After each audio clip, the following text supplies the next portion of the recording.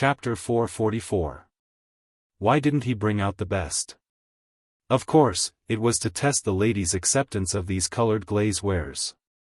Otherwise, how could he set the highest price? The shopkeeper still had a smile on his face as he calmly pacified her. "Madam, please don't blame me. I'm not being rude to you, it's just that. Sigh, if this humble shop brought out the best treasures, it would raise your standards. When that time comes, what treasures should this humble shop bring out to attract your attention and make you linger here?" Madame Wu Liba blushed and clicked her tongue. "Just bring out the best, why are you worrying about this? Could it be that all the things this madam had bought from you over the years were all fake? Good or bad, when did I not take care of your business?" The shopkeeper smiled warmly and turned to go upstairs to retrieve the set of glass tea wares that he wanted to sell at a high price. The previous set was already eye-catching enough, but in front of this set, even the slightest flaw was magnified. Madame Wu Liba said directly, "I want this set." "Shopkeeper, just quote the price directly. You won't miss a cent or a copper coin." The shopkeeper smiled helplessly and said, "If any businessman were to meet such an easygoing customer like you, he would wake up laughing even in his dreams." Madame Wu Liba asked boldly, "Shopkeeper, will you laugh tonight because of me?" "Of course." Originally, the owner had set the price at 20,000 to 30,000 strings of coins, but the shopkeeper felt that there was still room for appreciation. Wasn't the most successful businessman trying to maximize the value of a product? He pondered in his heart and did not speak too confidently, in case there were better quality colored glaze wares next time and it would be difficult to clean up the mess. If these rich ladies were to kick up a fuss, his old bones would not be able to handle it. With a quick thought, he already had a way to deal with it. He said, "This set is the best in this batch. It's slightly more expensive than the previous set, 41,000 strings of coins." Madame Wu Liba was not stupid. She understood the meaning behind his words. "Shopkeeper, are you saying that there will be better colored glaze wares? How could that do?" If she was going to buy, she had to buy the most expensive one. Only then would it match her status. The shopkeeper took out the prepared draft and said, "Ladies, do you know the origin of these colored glaze wares?"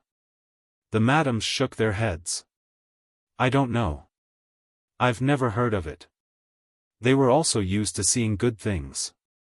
There were not many treasures smuggled and sold in the treasure house, but there were almost none that were as beautiful as the colored glaze wares that could awaken their dead young girls' hearts with just a glance. Although colored glaze wares were a little expensive, it wasn't that they couldn't afford them. However, they had to buy things that were worth it, or else they would lose their value. There's a strange record of the great Xia dynasty. There was a golden phoenix descending from the sky of the Plum region, and at the same time, a baby girl was born. This baby girl was one of the founding fathers of the great Xia dynasty. After her death, she was conferred the title of Marquis of Inner Pass, Duke Su. The shopkeeper explained in detail to the madams, these colored glass artifacts were found at the place where the golden phoenix landed. Each one of them is magnificent. It's just that the person who discovered it was too crude and ignorant, causing some damage to the glazed artifact. It's no longer as stunning as it was before. Madame Wu Liba was the most cultured among the madams, and she loved to show off her culture. She said, "I've heard of this story before. It said that Marquis of Inner Pass, Duke Su, had the life of a golden phoenix. She was a goddess who descended from the heavens. These colored glaze wares, could they be celestial items that came with Duke Su from the heavenly palace?" The shopkeeper hesitated and said, "I don't know about this. These colored glaze wares have been buried deep underground for hundreds of years. A while ago, the earthquake in Dongqing allowed them to see the light of day. The store had to expend a lot of resources to get a few sets of them. Now we're still thinking of ways to get more. The set in front of us is the best one in our shop's collection." When the madams heard this, they couldn't help but be surprised. Their already wavering hearts became even more one-sided. Even if they didn't have a legendary background, they were still tempted. Now that they heard this story, they wanted to snatch it. Madame Wu Liba saw the expressions of the madams and secretly regretted it. Why did she mention celestial items for no reason? The shopkeeper took in their expressions and smiled warmly. Madam, do you want to buy them? Madame Wu Liba decisively made the decision. Without waiting for the others to speak, she said, of course I want to buy them. It's just 41,000 strings of coins. Shopkeeper, wrap them up and send them to my house. Also, if you have better colored glaze wares here, don't forget to inform me. The few madams actually wanted to buy them at a higher price. However, this treasure house had its own rules and wouldn't resell them. If they increased the price, they might even offend Madame Wu Liba. It really wasn't worth it. Every treasure had a price. If a customer was the first to buy it at the set price, even if the subsequent customers increased the price by 100 times, they wouldn't resell it. The few madams were regular customers. Of course, they knew the shopkeeper's temperament. The more upright he was, the more it showed his strength of character. He was obsessed with earning money, but he didn't stink of money. Many noble ladies from the north borderline wanted to invite him to be their guest. However, he was loyal to his wife. The Princess Royal of the north borderline had also offered him an olive branch, but he wasn't moved. He had such strength of character, humor, looks, and talent, there wasn't a single part of him that wasn't good. How could he not be attractive? Another plump madam opened her mouth. Shopkeeper, take out all the colored glaze wares here. The shopkeeper smiled and agreed. He personally brought them out. When the 9 sets of glass tea wares were lined up, the dazzling sight made even some madams who didn't have any intention of buying feel tempted. At this moment, there was only one thought in everyone's mind: don't be afraid of the price. Buy, buy, buy. The shopkeeper had been dealing with these noble ladies for many years. He naturally knew their extravagant purchasing power. They always bought the most expensive and not the best. These 9 sets of glass tea wares, the cheapest was 23,000 strings of coins. Excluding Madame Wu Liba's set, the most expensive was 33,000 strings of coins. The few madams bought 5 sets and kept the 4 cheapest sets. The total was 146,000 strings of coins. Sigh, this money was easy to earn. It was even better than robbing. The shopkeeper sighed silently in his heart. He admired his young master even more. He had seen his old master Madame Gu's money-making methods. Ever since Madame Gu passed away, the shopkeeper had never seen someone who was more ruthless in earning money than robbing a bank. Until he met Madame Gu's child. He could only sigh with emotion. When Lu Shi asked him for help, his heart that had been dead for a long time came back to life. He loved to earn money, but he loved the thrill of tricking people even more. He had obviously slaughtered the customers until not even their bones were left, but the other party still felt that he had earned a lot. Based on Madame Gu's evaluation of him, it was probably because he had gained intellectual satisfaction from a mentally handicapped customer. In short, the feeling of superiority was indeed addicting to the shopkeeper. Chapter 445. Madame Wu Liba paused and asked, "What else?" The treasure house was the most famous smuggler and antique shop in the northern borderline. There was no most expensive item, only more expensive. Many nobles in the northern borderline frequented this shop to show off their status. To be honest, this shop had a wide network of connections. Almost anything could be obtained. Most importantly, the background of the shop was very clean, which was reassuring.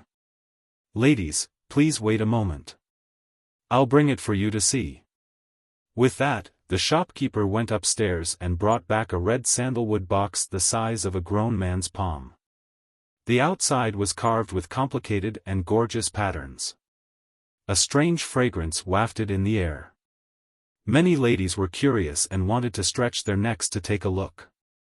But they still sat where they were, waiting for the shopkeeper to bring out their precious children. "Ladies, please take a look." With that, the shopkeeper opened the hidden button with his well-maintained and fair fingers, revealing the treasure inside. There was plenty of light in the room, and the bright light reflected from the light blinded their eyes, almost making them unable to open their eyes. There was even a madam who was so scared that she raised her hand to cover her eyes. Her beautiful face turned pale, and her rough voice became sharp. She screamed in surprise, "Ah, what is this? How can it be so dazzling?" After a while, the crowd slowly adjusted to it. Sounds of inhaling could be heard in the room. Inside the red sandalwood box was an exquisite dragon and phoenix hairpin. The hairpin was crystal clear and came from the same source as the previous colored glass wares.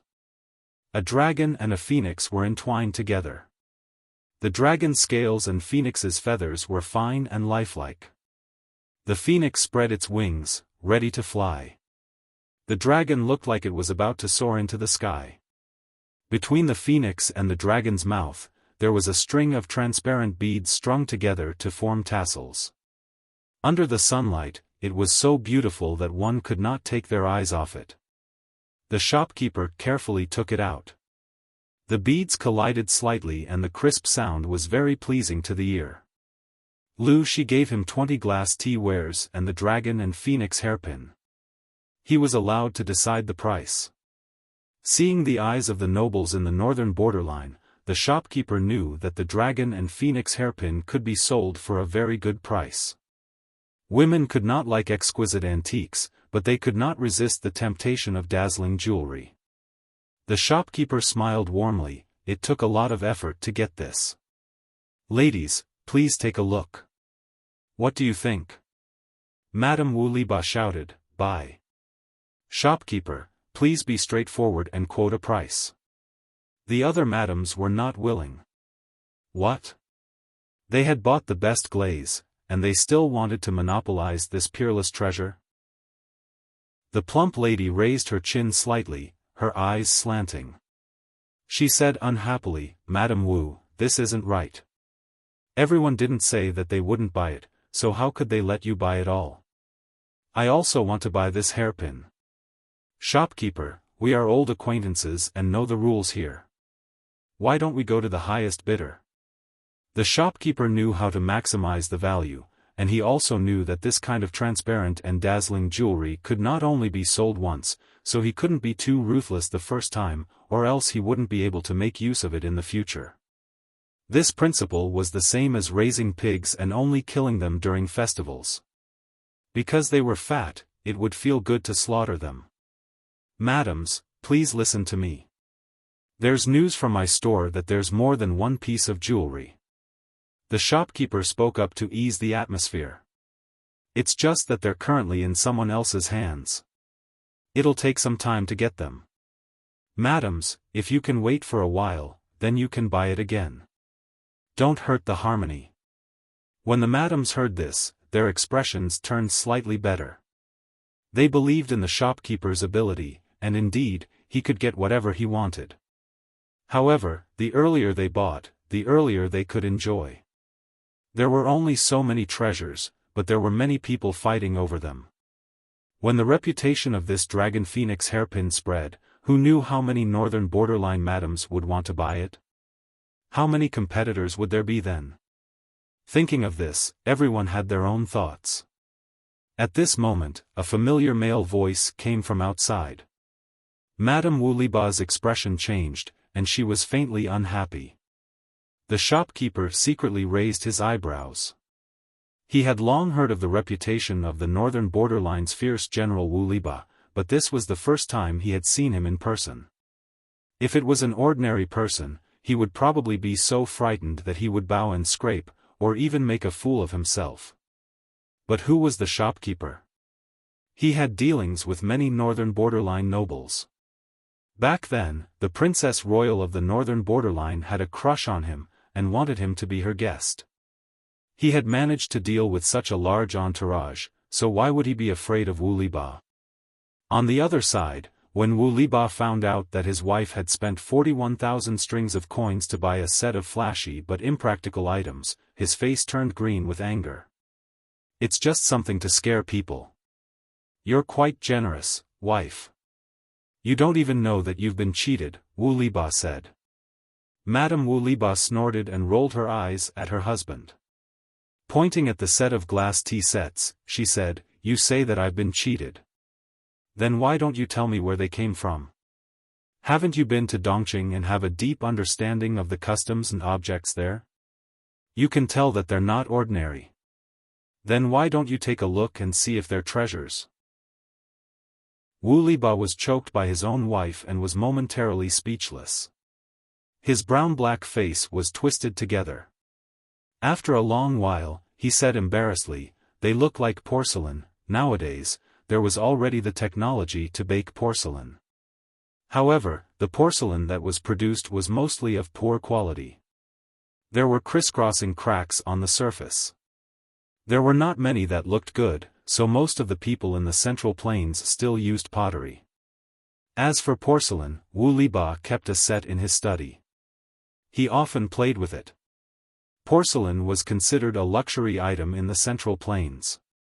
The shopkeeper curled his lips and said in a warm voice, "Porcelain is mostly green or gray in color.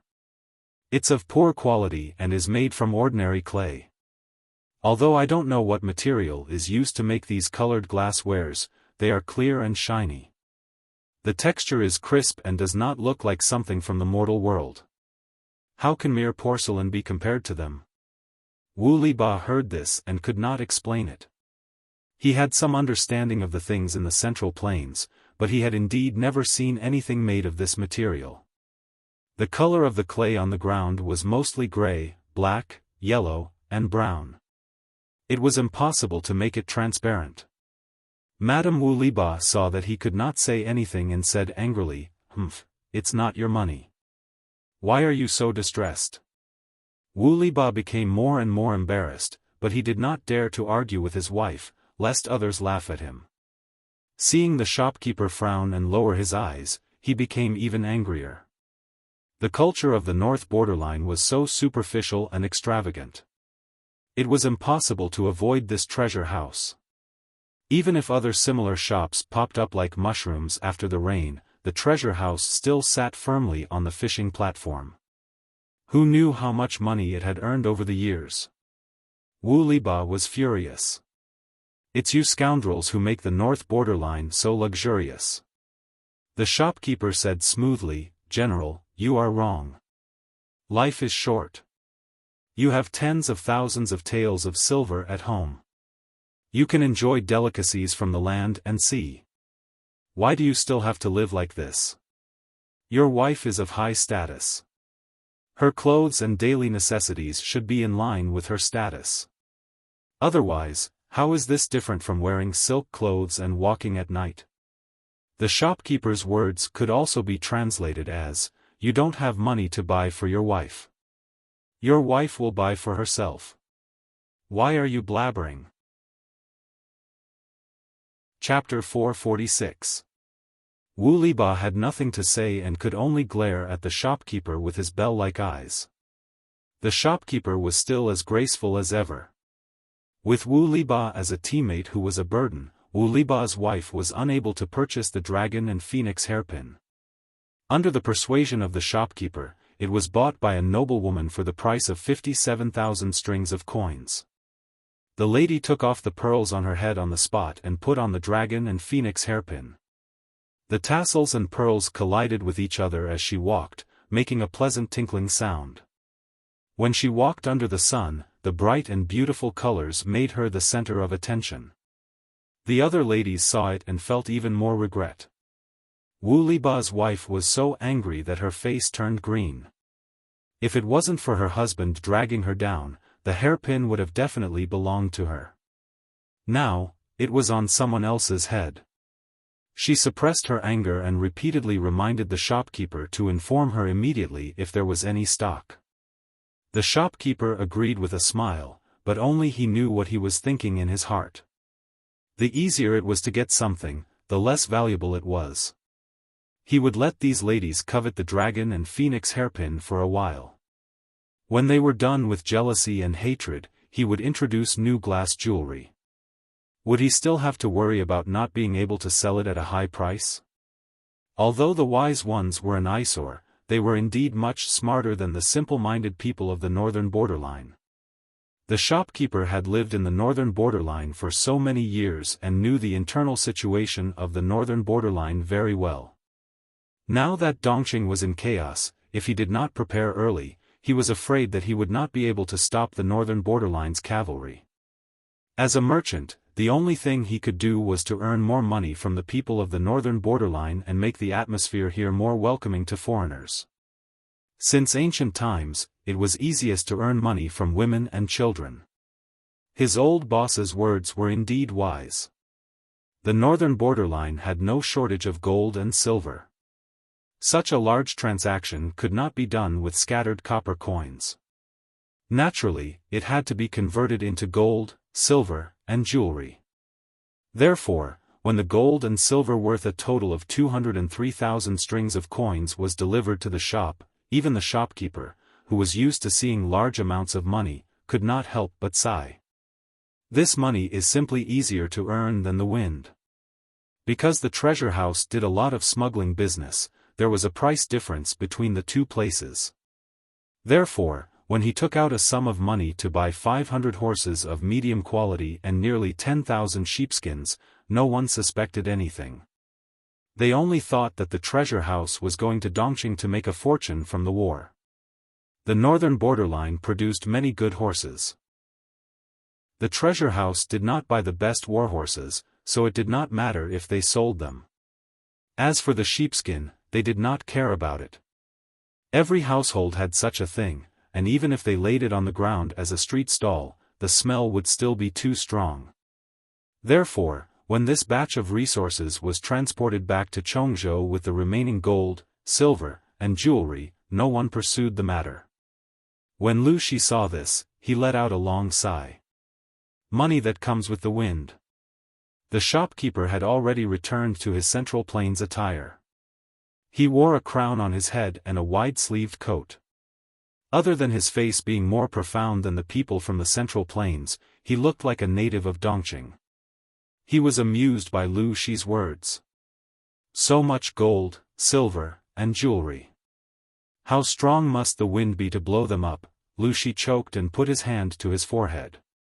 He said helplessly, your mouth is getting sharper. Ever since Gu Min passed away, the shopkeeper had not set foot in Dongqing for many years. If Lu Shi did not believe in the shopkeeper's loyalty to Gu Min, he would not have dared to hand over the business of the second branch of the Lu family to manage. Now that he had personally come back, Lu Shi was quite surprised. In the past, when I asked you to come back during festivals, you said you were not feeling well. Why did you come back now? The shopkeeper squinted slightly and said, I came back to see the young master. The business that Gu Min ran should be inherited by a descendant. The shopkeeper had been quite worried before, but now he was not. In terms of business, the young master was much more ruthless than the old master. The old master was at least doing proper business, but the young master was directly robbing. Lu Shi asked, what about these sheepskins and horses? The shopkeeper said softly, in another month, the weather will start to turn cold. The earthquake in Dongqing has turned the north into a shiraba. The people have lost their homes. How much money can they bring with them? This winter will not be easy. These sheepskins are cheap. If we find a way to remove the stench and make them into clothes, they should be warmer than ordinary linen. The shopkeeper continued, as for horses, the northern borderline iron cavalry is already mature, but in Dongqing. Sigh, how can an army fight without horses? These horses are not in good condition and do not have the bloodline of war horses. They are often slaughtered for meat, so it will not arouse suspicion. Because it was the first time, the shopkeeper could not buy too much. He could only plan slowly.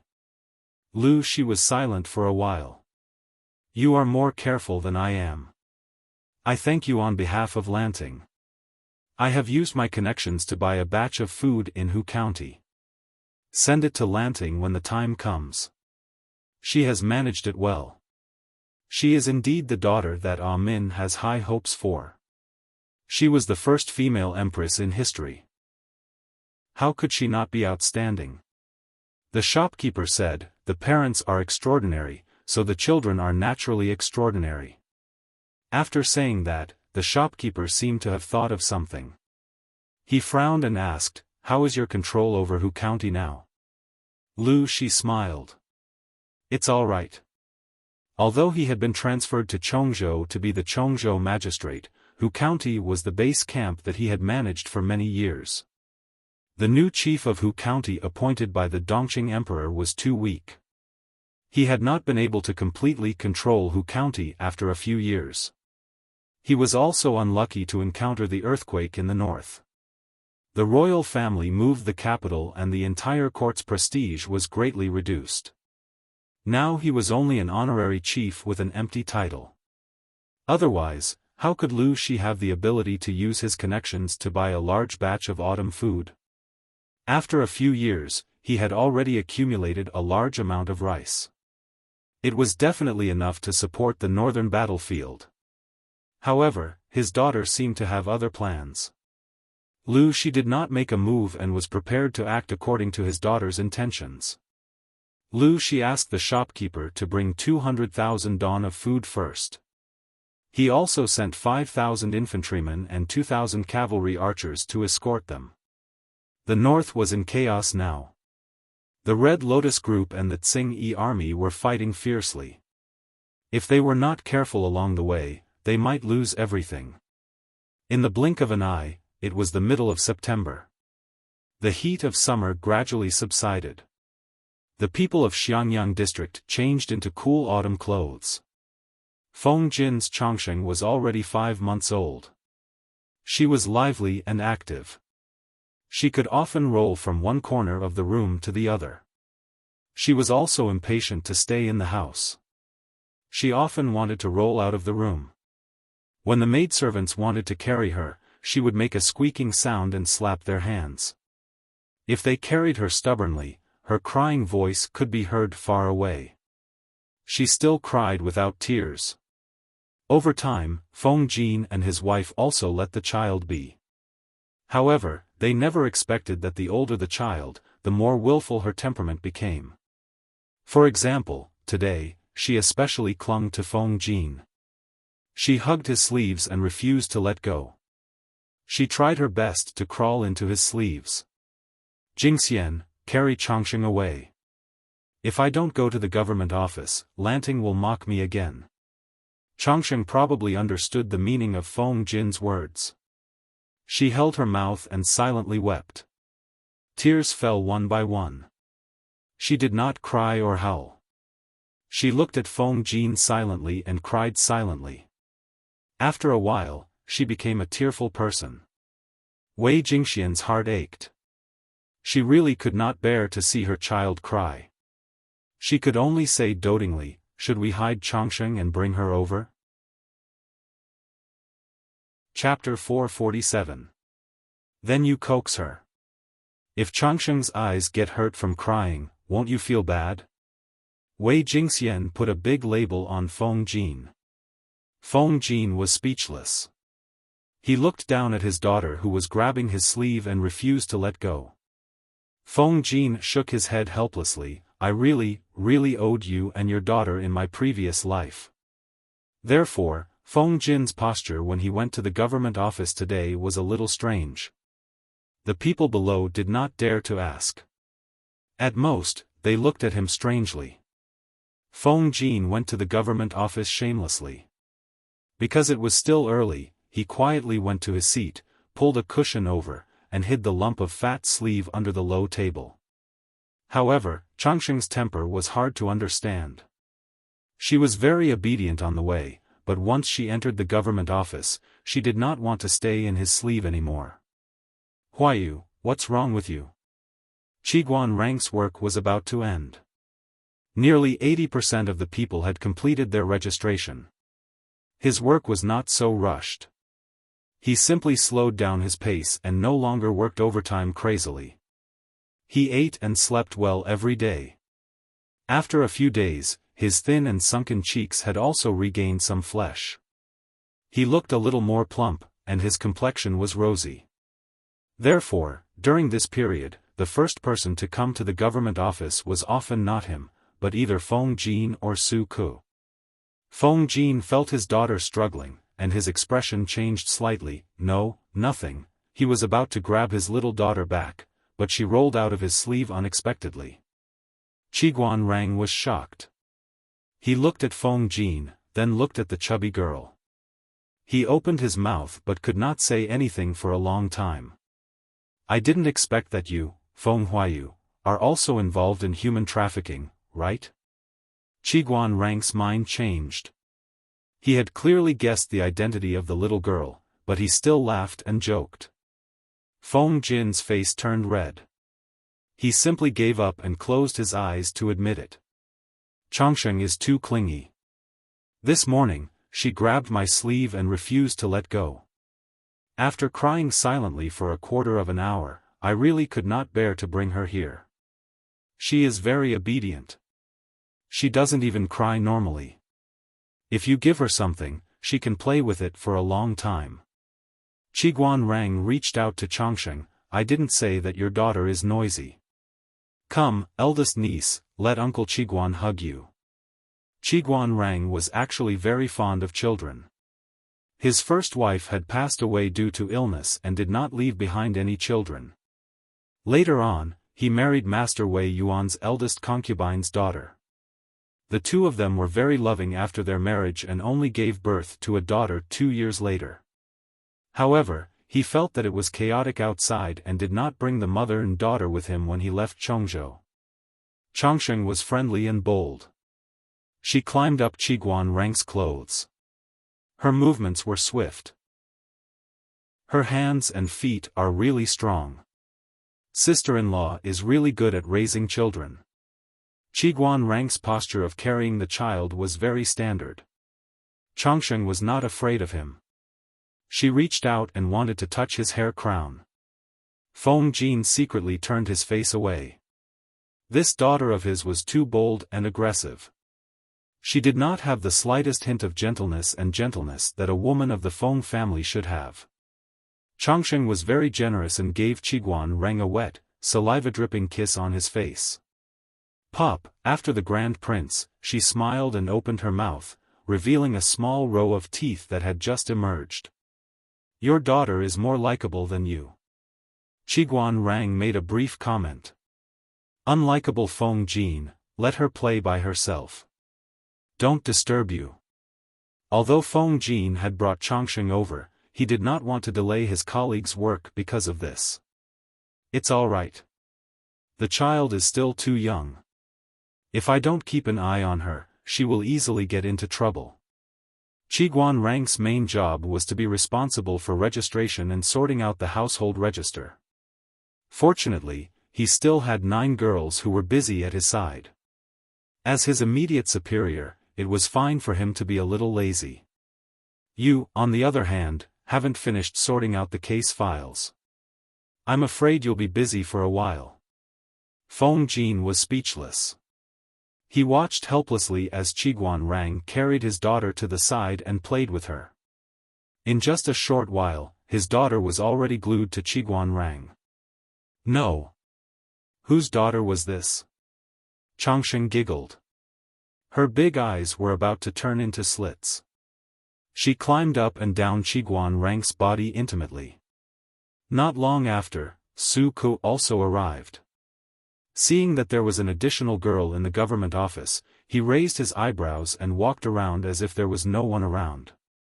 He was extremely cold. Be careful.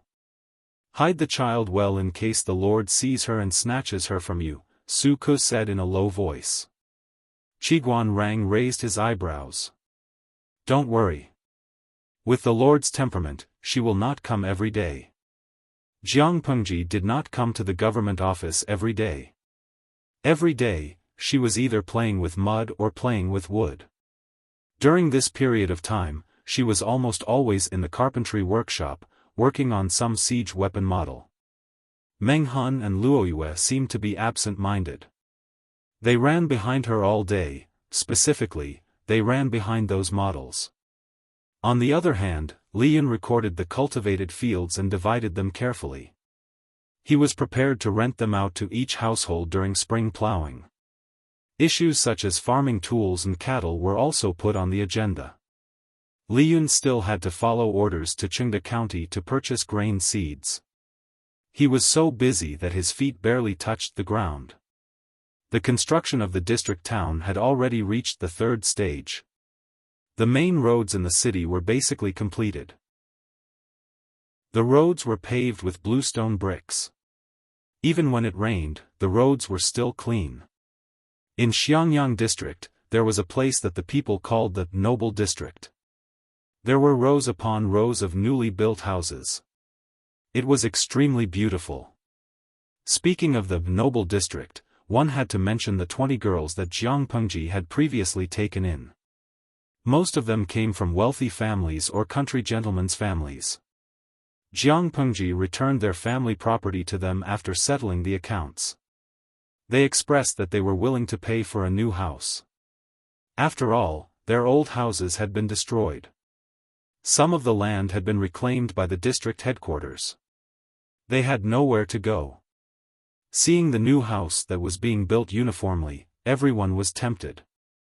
You are now considered a part of the district headquarters. You have helped the district headquarters greatly. Indeed, you should be rewarded according to your contributions. Let's do it this way. The fifth batch of 2-level houses will be built for 4,000 strings of coins each. If you can't afford it, you can pay a deposit first and the rest will be paid in installments. If you agree, I will sign a new contract for you. Faced with the requests of the girls, Jiang Pengji thought for a while and came up with a compromise. Do you have any thoughts of entering the district headquarters to work? You can choose to pay with grain or money of equivalent value. They could still manage the manpower they had now, but when their territory expanded in the future, they would probably go crazy with work. Taking advantage of the buffer time, they should first train a group of people. If they needed more people in the future, they could directly send them over. Just thinking about it made them happy. The girls listened to Jiang Pengji's suggestion and opened their eyes wide in surprise. During this period of time working in the district headquarters, the hard work had diverted their attention. It had more or less soothed the hurt they had suffered from the Tsing-Yi army. Although it was very tiring, the girls quite liked the feeling of working on their own. It was much more fulfilling than staying in the backyard. Hearing that they could receive a monthly salary, they were even more tempted. Some of them agreed on the spot. Others also agreed after some hesitation. Without Jiang Pengji, they would have long been tortured to death by the Tsing-Yi army. Even if they did not die, their family property would have fallen into the hands of other clansmen. Lonely women who had lost their chastity could hardly survive in today's world. The young district magistrate in front of them gave them a chance. Only fools would not seize it. If they had a position in the district magistrate, the shameless elders in the clan would not be able to force them to do anything. Without much effort, Jiang Pengji recruited another 23 literate and good employees. They were deeply grateful to her. They would not complain no matter how late they worked. They rushed to do any paperwork. Chapter 448. The maids and the residents always treated Changsheng carefully. Of course, she did not like maids. Qiguan Rang did not think that children were delicate. Not only would he pat her but to urge her to crawl forward, but he would also tempt her with brightly colored things. Therefore, Changsheng liked to play with Qiguan Rang. He was a good playmate. She crawled quickly with her hands and feet, giggling non-stop. Sparkling saliva hung from the corner of her mouth, and her smile was very bright. TSK, she looks like you and sister-in-law, but this character. How do I put it, they are not alike at all. Qiguan Rang could not imagine Feng Jin crawling while giggling. The key was that this little girl had a bad temper. It was okay to tease her occasionally, but if she got angry, she would argue with you directly. She was willful and overbearing. Feng Jin buried his head in the files. His daughter was playing happily with Qiguan Rang, which made him feel sour and pitiful. She is just a child who doesn't know anything. What character can you see? Feng Jin said as he put the organized files in the designated position. Then, he took out another scroll and slowly spread it on the table. He glanced at Qiguan Rang from the corner of his eyes. This guy was holding his glass and waving it in front of Changsheng. Then, he led the little girl to crawl from the north side of the government office to the south side. His daughter was still giggling and crawling over. The entire mats of the government hall were wiped by her petite body. Who said that? Don't old people say that 3 years old can tell one's age? There is not much difference between 3 years old and 3 months old. Anyway, your daughter's character is not gentle and virtuous. Qiguan Rang usually liked to keep a straight face, and even looked at people with dark eyes. However, when he played with Changsheng, he showed some gentleness and pampering. This was seen by an acquaintance. How could he not find it rare? Feng Jin almost broke the brush in his hand. What did he mean by his daughter's character was not gentle and virtuous? Which woman of the Feng family was not educated, gentle, virtuous, intelligent, and beautiful? Qiguan Rang did not tease Changsheng anymore. He let her grab his sleeve and climb on top of him, wiping his sleeve with her saliva. Come, you must be tired. Let uncle hug you and rest. He did not mind the dirt. He picked up the giggling Changsheng and found a comfortable position for her. He said nonchalantly, in today's world, it's not wrong for a woman to be stronger. Do you still remember reading the 4 self-accomplishment classics for women? That's what they look like when they're too gentle and virtuous. Feng Jin was taken aback. He was rendered speechless by Qiguan Rang's words. I hope that my daughter can be as active and lively as Changsheng. When she grows up, I'll hire a martial arts teacher for her. Who knew when the world would calm down? The daughter that he had raised with his own hands was the apple of his eye. He could not bear to hurt her at all. For example, Huayu, when Changsheng was bothering you, didn't you still secretly bring her in your sleeve? However, when a woman grows up, she has to get married and have children. This is the way of reproduction, as well as the natural order of things. As a father, how many years could he accompany her? Children should walk their own paths in the future. If they were stronger and braver, they would get hurt less in the future. Don't you agree, little Changsheng? Changsheng did not understand these words, but she knew that Qiguan Rang was talking to her, so she giggled. Feng Jin was silent for a long time. After a while, he said, Isn't it still early? 16 years at most. Qiguan Rang's face was sullen. He pursed his lips.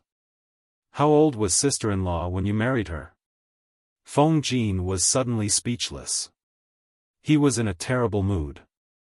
He did not know if it was because he felt that his daughter was too short by his side, or because of Qiguan Rang's words. Hey, Xiaoyu, why aren't you saying anything today? Qiguan Rang sat on the ground and teased Changsheng. Su Ku happened to walk past him.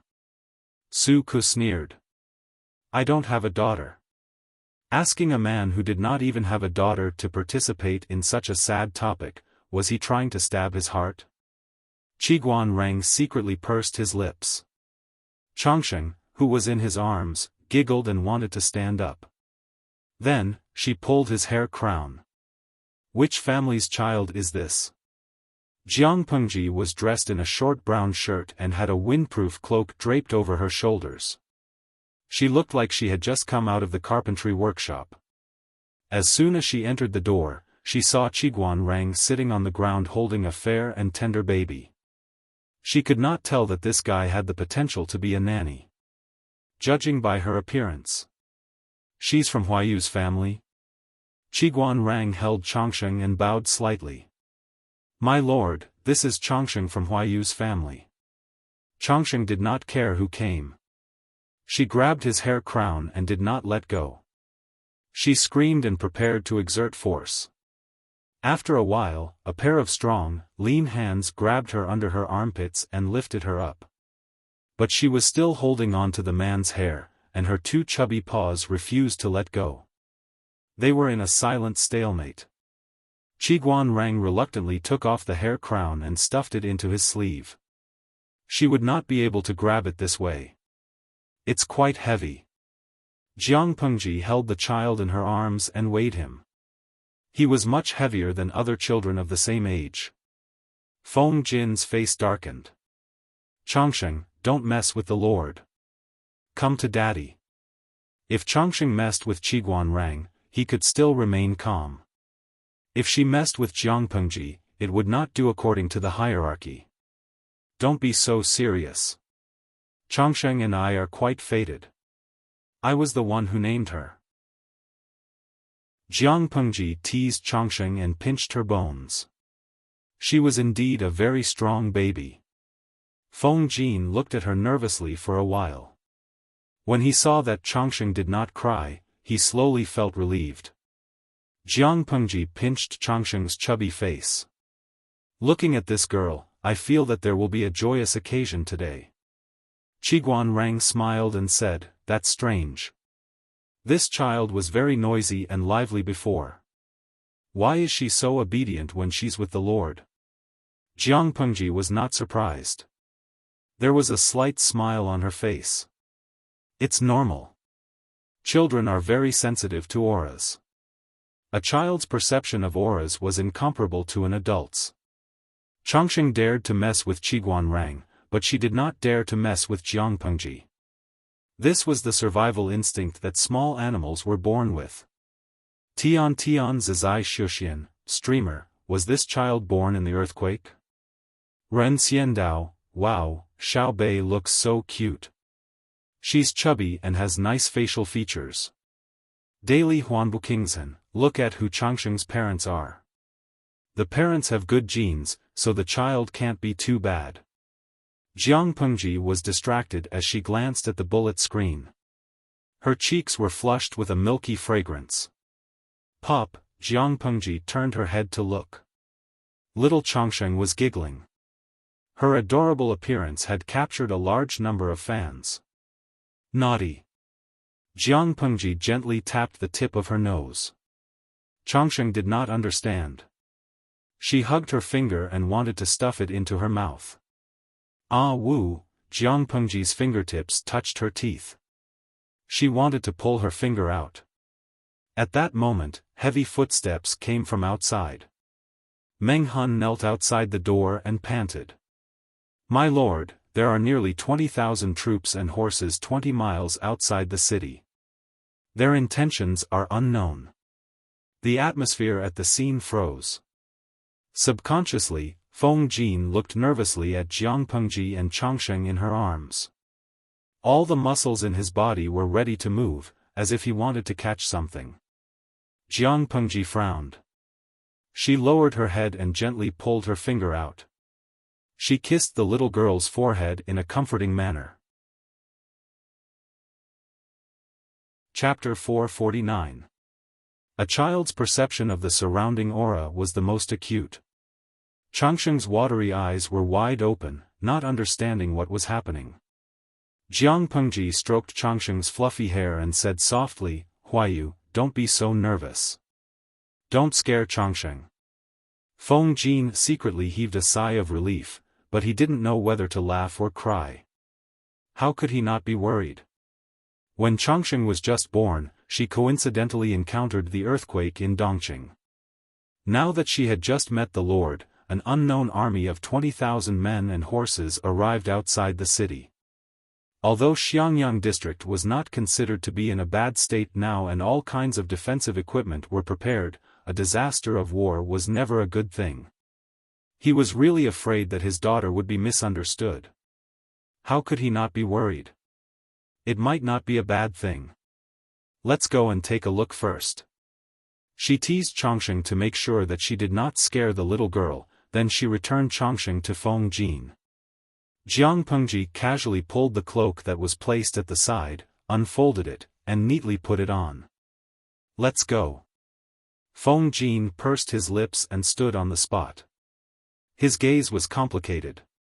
Qiguan Rang was slightly slower. He whispered to him, "My lord is not a reckless and brainless person. I know. After all, we've known each other for many years. Lanting is trustworthy." Feng Jin also lowered his voice and used his wide sleeves to cover Chongqing. To be honest, when Meng Han came over to report the news, he really felt that he was about to stop breathing. He was afraid that Jiang Pengji could not suppress her emotions and Chongqing in her arms would be the one to suffer. Feng Jin did not dare to imagine. Fortunately, she was better than he imagined. She was more restrained, more courageous, and more broad-minded. At that moment, Feng Jin almost had the urge to cry. He kissed the innocent Chongqing and felt a sense of relief after escaping a disaster. Being kissed by her own father, Chongqing giggled. She kicked her feet, stretched her neck, and kissed his cheek. Qiguan Rang and Feng Jin left the government office one after another. Jiang Pengji's figure was already nowhere to be seen. Time was tight. She had already galloped out of the city on her horse. The siren sounded in Xiangyang district. The people packed up their stalls and hid in their houses. The streets were already empty. Feng Jin and Qiguan Rang took a while to climb the city gate. Jiang Pengji stood behind the wall with a solemn expression. Su Ku was not much earlier than them and was panting. Who are those people? Could it be the Tsing-Yi army again? Su Ku panted, his face sweating profusely. The messenger half knelt on the ground and said respectfully, "According to the scouts at the front, the enemy has about 2,000 cavalry archers and 5,000 elite infantrymen. Moreover, the enemy is fully armored and well equipped. As for the others, because they were too far away, we still don't know the specific situation." Jiang Pengji placed one hand on her waist and the other on her eyebrows. She stared at him for a long time without making a sound. Su Ku asked, "Master, should we send someone to investigate again?" Jiang Pengji clicked her tongue softly. She turned her head and realized that the three strategists had arrived, as well as a burden. Feng Jin was worried about leaving the child in the government office. He covered Chongqing with two wide sleeves to prevent her from being exposed to the wind. It wasn't just the three of them. The viewers in the live broadcast room were also on high alert. They felt like they were going to fight again today. Jintian Kangwujing, how long has it been peaceful? Those bastards from the Tsing-Yi army are looking for trouble again? I must wipe out the debt. Oh my God, I'm a little afraid of blood. People die in war. Should I quit the live broadcast room first? Xianggu Lanmeng, I had nightmares for a few days when I watched the streamer attack Xiangyang district and kill General Jiu of the Tsing-Yi army. Don't bully her, a war is about to break out. Children, retreat quickly. Jiang Pengji looked at them and raised her eyebrows. What were they talking about? Why are all of you here? And Huayu, the wind is strong on the city wall. Aren't you afraid that Chongqing will catch a cold? Her father was so broad-minded. It was definitely the credit of his virtuous wife, Jingxian, that Chongqing could be raised to be so fair and plump. Master, this, Feng Jin understood Jiang Pengji. Her expression didn't have the sternness before the war at all. Instead, she looked relaxed, which was strange. I don't know where the troops are from, but they shouldn't be coming for us. The alarm is temporarily cancelled. Jiang Pengji had fought in wars for many years in her previous life. Her battle experience was richer than the few beside her. Her mental brain domain had basically recovered. She was extremely sensitive to qi. Naturally, she could see that there was no murderous aura on the troops' horses. If they had come to attack Xiangyang district, their murderous aura would have soared to the sky. You're still too young. She clicked her tongue. Send someone down to ask him why he's here. Lo Siji Lianmeng, as expected, should have trusted the streamer. Her expression was normal, so she was definitely fine. Jin Tian Fanfa Phyla, I was scared to death. I felt like my heart was in my throat. Even though the host was in another dimension, they didn't like killing. It was best to avoid a confrontation. When two soldiers fight, they don't kill the envoys. Just ask them why they're here. They won't kill anyone. Jiang Pengji spoke calmly. Her expression was calm. Her dark eyes were filled with inspiring absolute confidence. Although, I think this is nonsense. War is war. Death is death. What's the use of so many superficial etiquettes? Jiang Pengji clicked her tongue. She despised the so-called rules of the battlefield. In her world, if one was in a bad mood, they would start a war. Who would inform the enemy before a sneak attack? The three of them didn't know whether to laugh or cry. At that moment, Changsheng, who had been quiet all along, giggled. Feng Jin's face darkened. The wind on the city wall was too strong. It blew up Feng Jin's sleeves and tickled her. Jiang Pengji simply took off her cloak and folded it to cover Feng Jin's shoulders. It covered Changsheng, who was in his arms. Thank you, my lord. Jiang Pengji glanced at him. You talk too much nonsense. The wait was long. After a long time, the person she sent out returned. At the same time, he brought along a man who was about 40 years old. His sideburns were a little gray. He looked clean and upright. His facial features were more defined than the men from the Central Plains. His eyes were not pure black. Instead, they were a light brown. The man stopped 10 steps away. He looked Jiang Pengji up and down. Tears were brewing in his eyes. As if he had confirmed something, the man folded his sleeves and bowed. Your servant, Gu Xian, pays his respects to the young master. At that moment, not only were Feng Jin and the others dumbfounded, but the audience in the streaming room was speechless. Even Jiang Pengji was stunned. What was going on? Jiang Pengji said, Old sir, let's talk things out. What are you doing? Although she said that, she had some guesses in her heart. The man called himself Gu Xian and called her young master. Could he be the old man who used to serve her mother? When she thought of the large army of nearly 20,000 people outside the city, her heart skipped a beat. Intense joy surged in her heart. Chapter 450. Young master, you're flattering me. The person in front of him was the shopkeeper of the treasure house in the northern borderline. He had long been freed from his slave status, but in front of Gu Min's only descendant, he still addressed himself as an old servant. This was his respect for Jiang Pengji and his nostalgia for Gu Min. It's been more than 10 years. Young master is already so grown up. If the old master knew, how happy she would be. Others valued boys more than girls, but the old master prayed everywhere when she was pregnant, hoping that God would bestow her a daughter. Gu Xian had collected many female guanyin for Gu Min. He had a deep understanding of Gu Min's obsession. Now that he saw that Gu Min's daughter had grown up to be a dashing beauty, he had no regrets in this life. No, wait a minute. What was dashing beauty? Gu Xian looked at Jiang Pengji with a conflicted expression and did not speak for a long time. Jiang Pengji gazed at the troops outside the city. Are you really my old servant? Gu Xian understood and said, Young master, don't misunderstand. Those are the people I borrowed from Magistrate Lu. It's not easy to do business in times of peace, let alone in this chaotic world. In order to deliver your things safely, I borrowed some troops from Master Lu.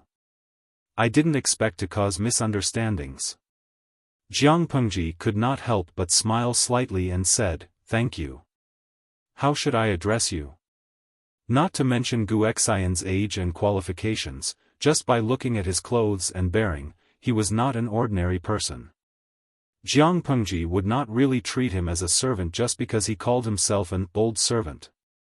In terms of age, Jiang Pengji's age in her previous life plus her age in this life could be considered Gu Xian's age after rounding it up.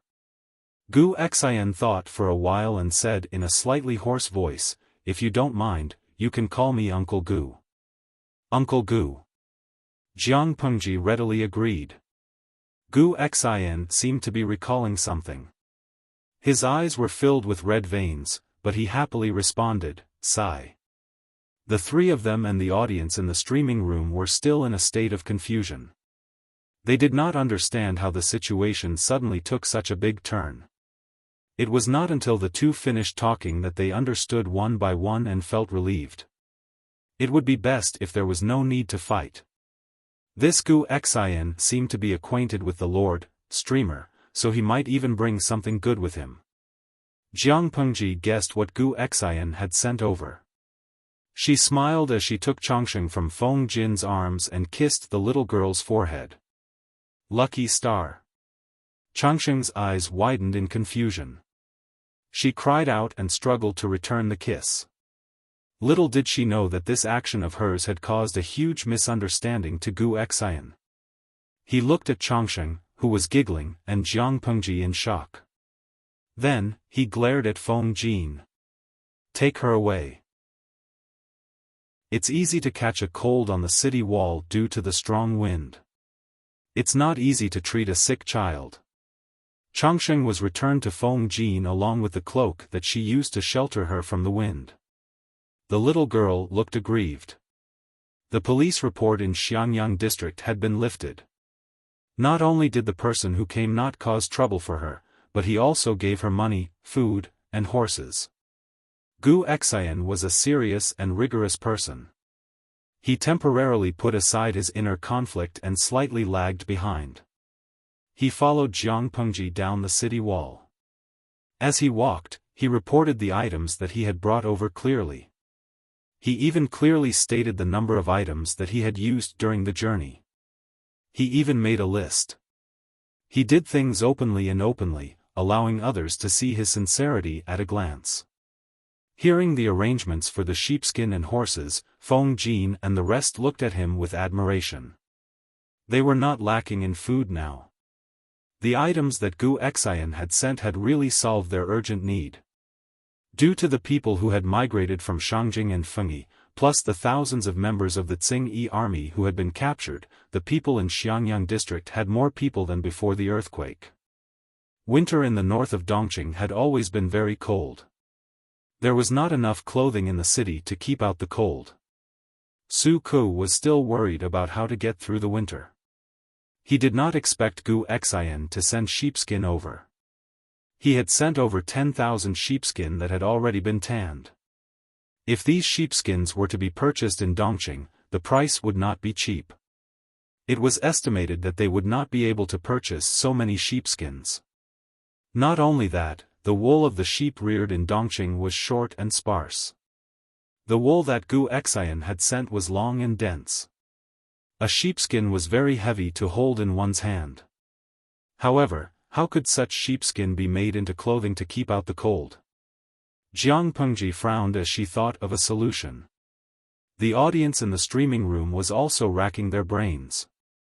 Ha ha ha, why don't we just cut the wool to a suitable length?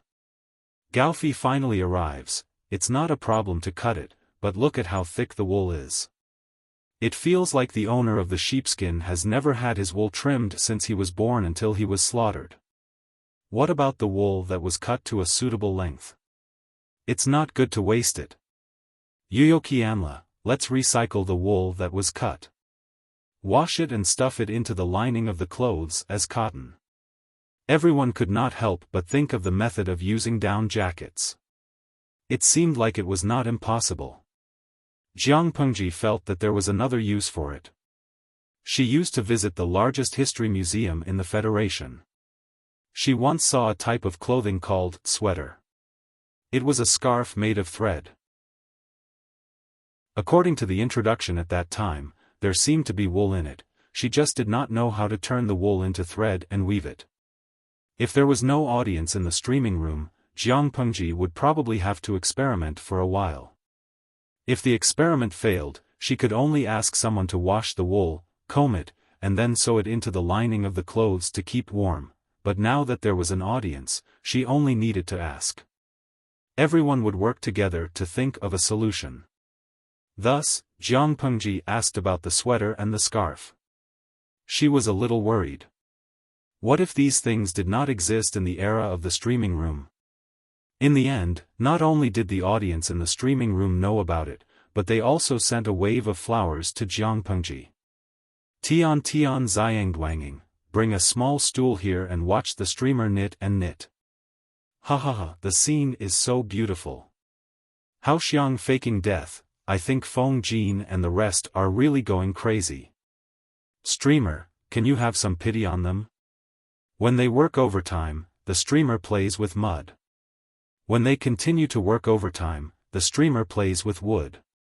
When they work overtime and are about to collapse, the streamer goes to knit and knit. I feel that if there were forums in this era, they might secretly post a thread to complain about the streamer. I have even thought of the topic, 818, the Jiang Bapi who does not do proper work, doesn't pay, and has a bad character. Shanxian Xiaoxiang, ha ha ha, what the hell is Jiang Bapi? I laugh so hard that my stomach hurts. Wuxiang Kachao, don't you make it? It's the nickname given to the streamer's fan club by the young Feng Jin. Back then, the name of the streamer's fan club was Goddess, Her Majesty, and other lofty titles. However, ever since Jiang Pengji conquered Xiangyang district, the entire image changed. Jiang Pengji brainlessly squeezed Feng Jin and the rest of their labor and made them work overtime. After a few months without paying them, the official nickname of her fan club became Jiang Bapi. Chapter 451. She seriously asked the audience in the streaming room for advice. Although they laughed, they were still very enthusiastic. It didn't take long for Jiang Pengji to get a lot of text tutorials.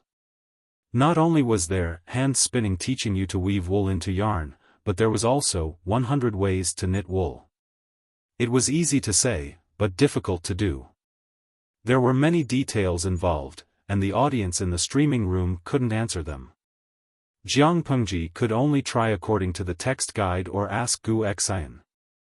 The other party was also shocked by her imagination. Who would think of spinning wool into yarn and then using the yarn to make warm clothes?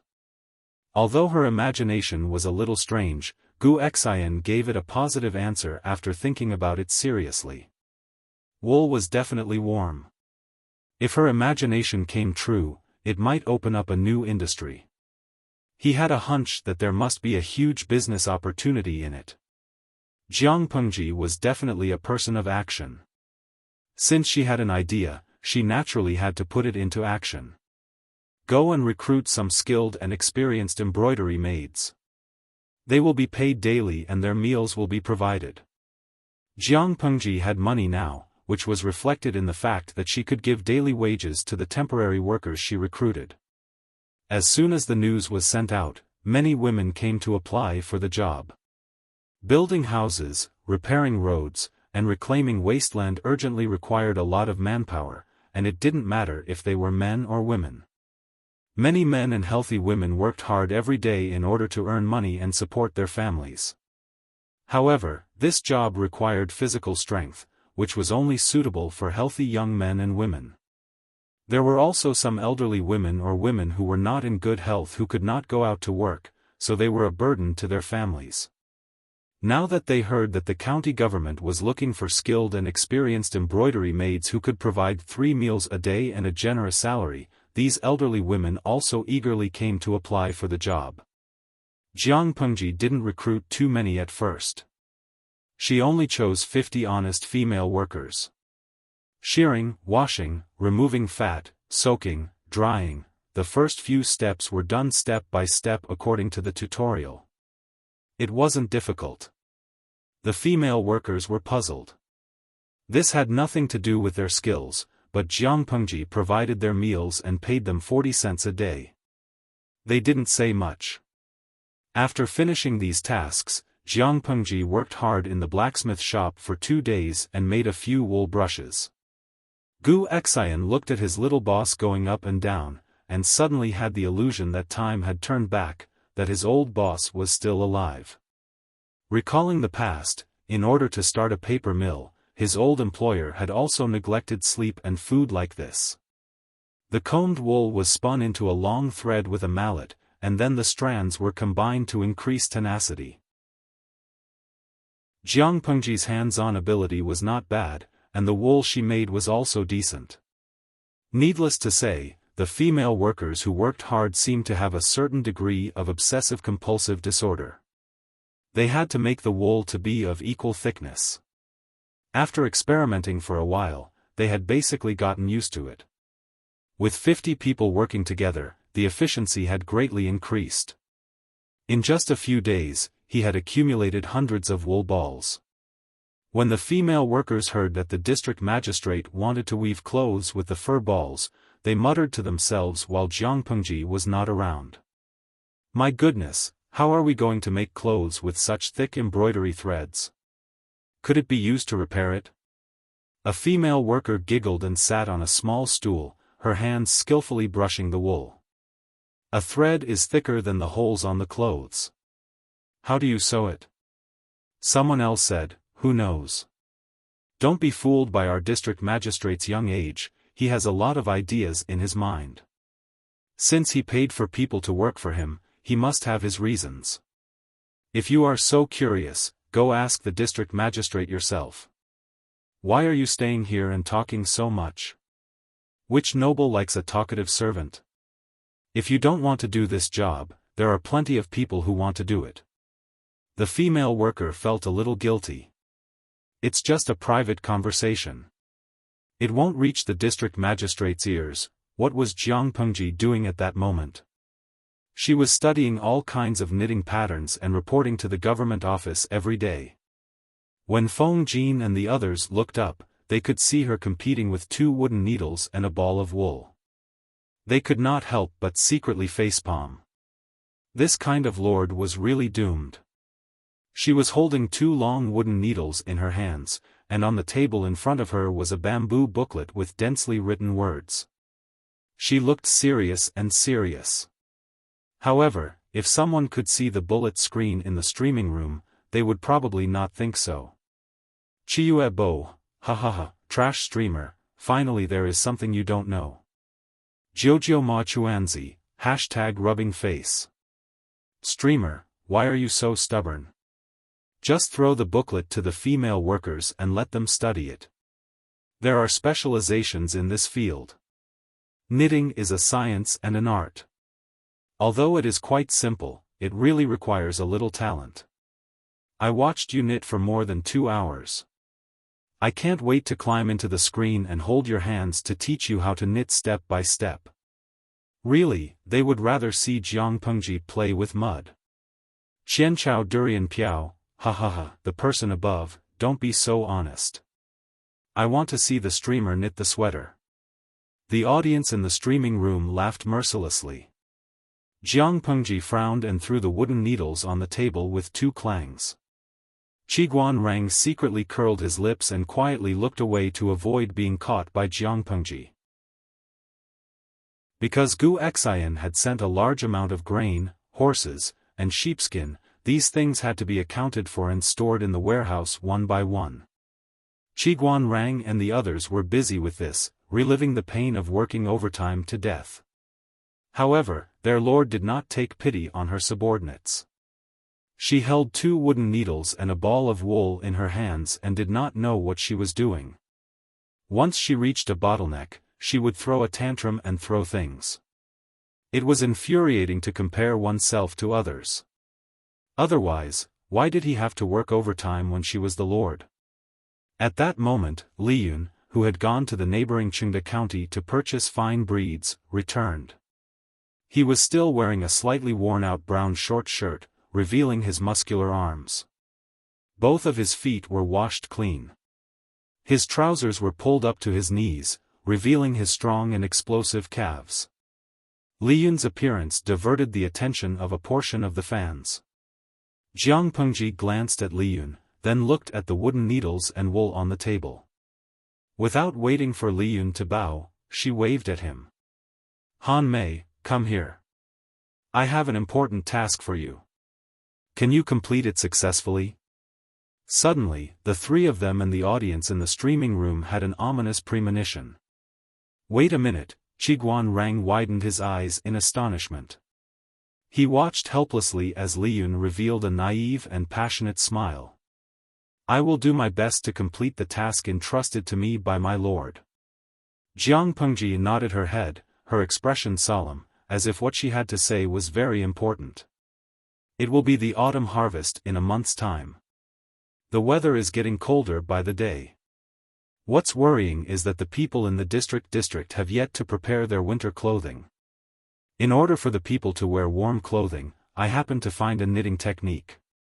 However, my hands are not nimble and I have yet to study it thoroughly. In addition, there are other things that I have to attend to, so I am unable to attend to them.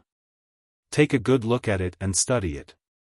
If this technique can be reproduced, I don't know how many people will benefit from it. You must treat it seriously so that you do not disappoint the people's high hopes. The three of them were speechless.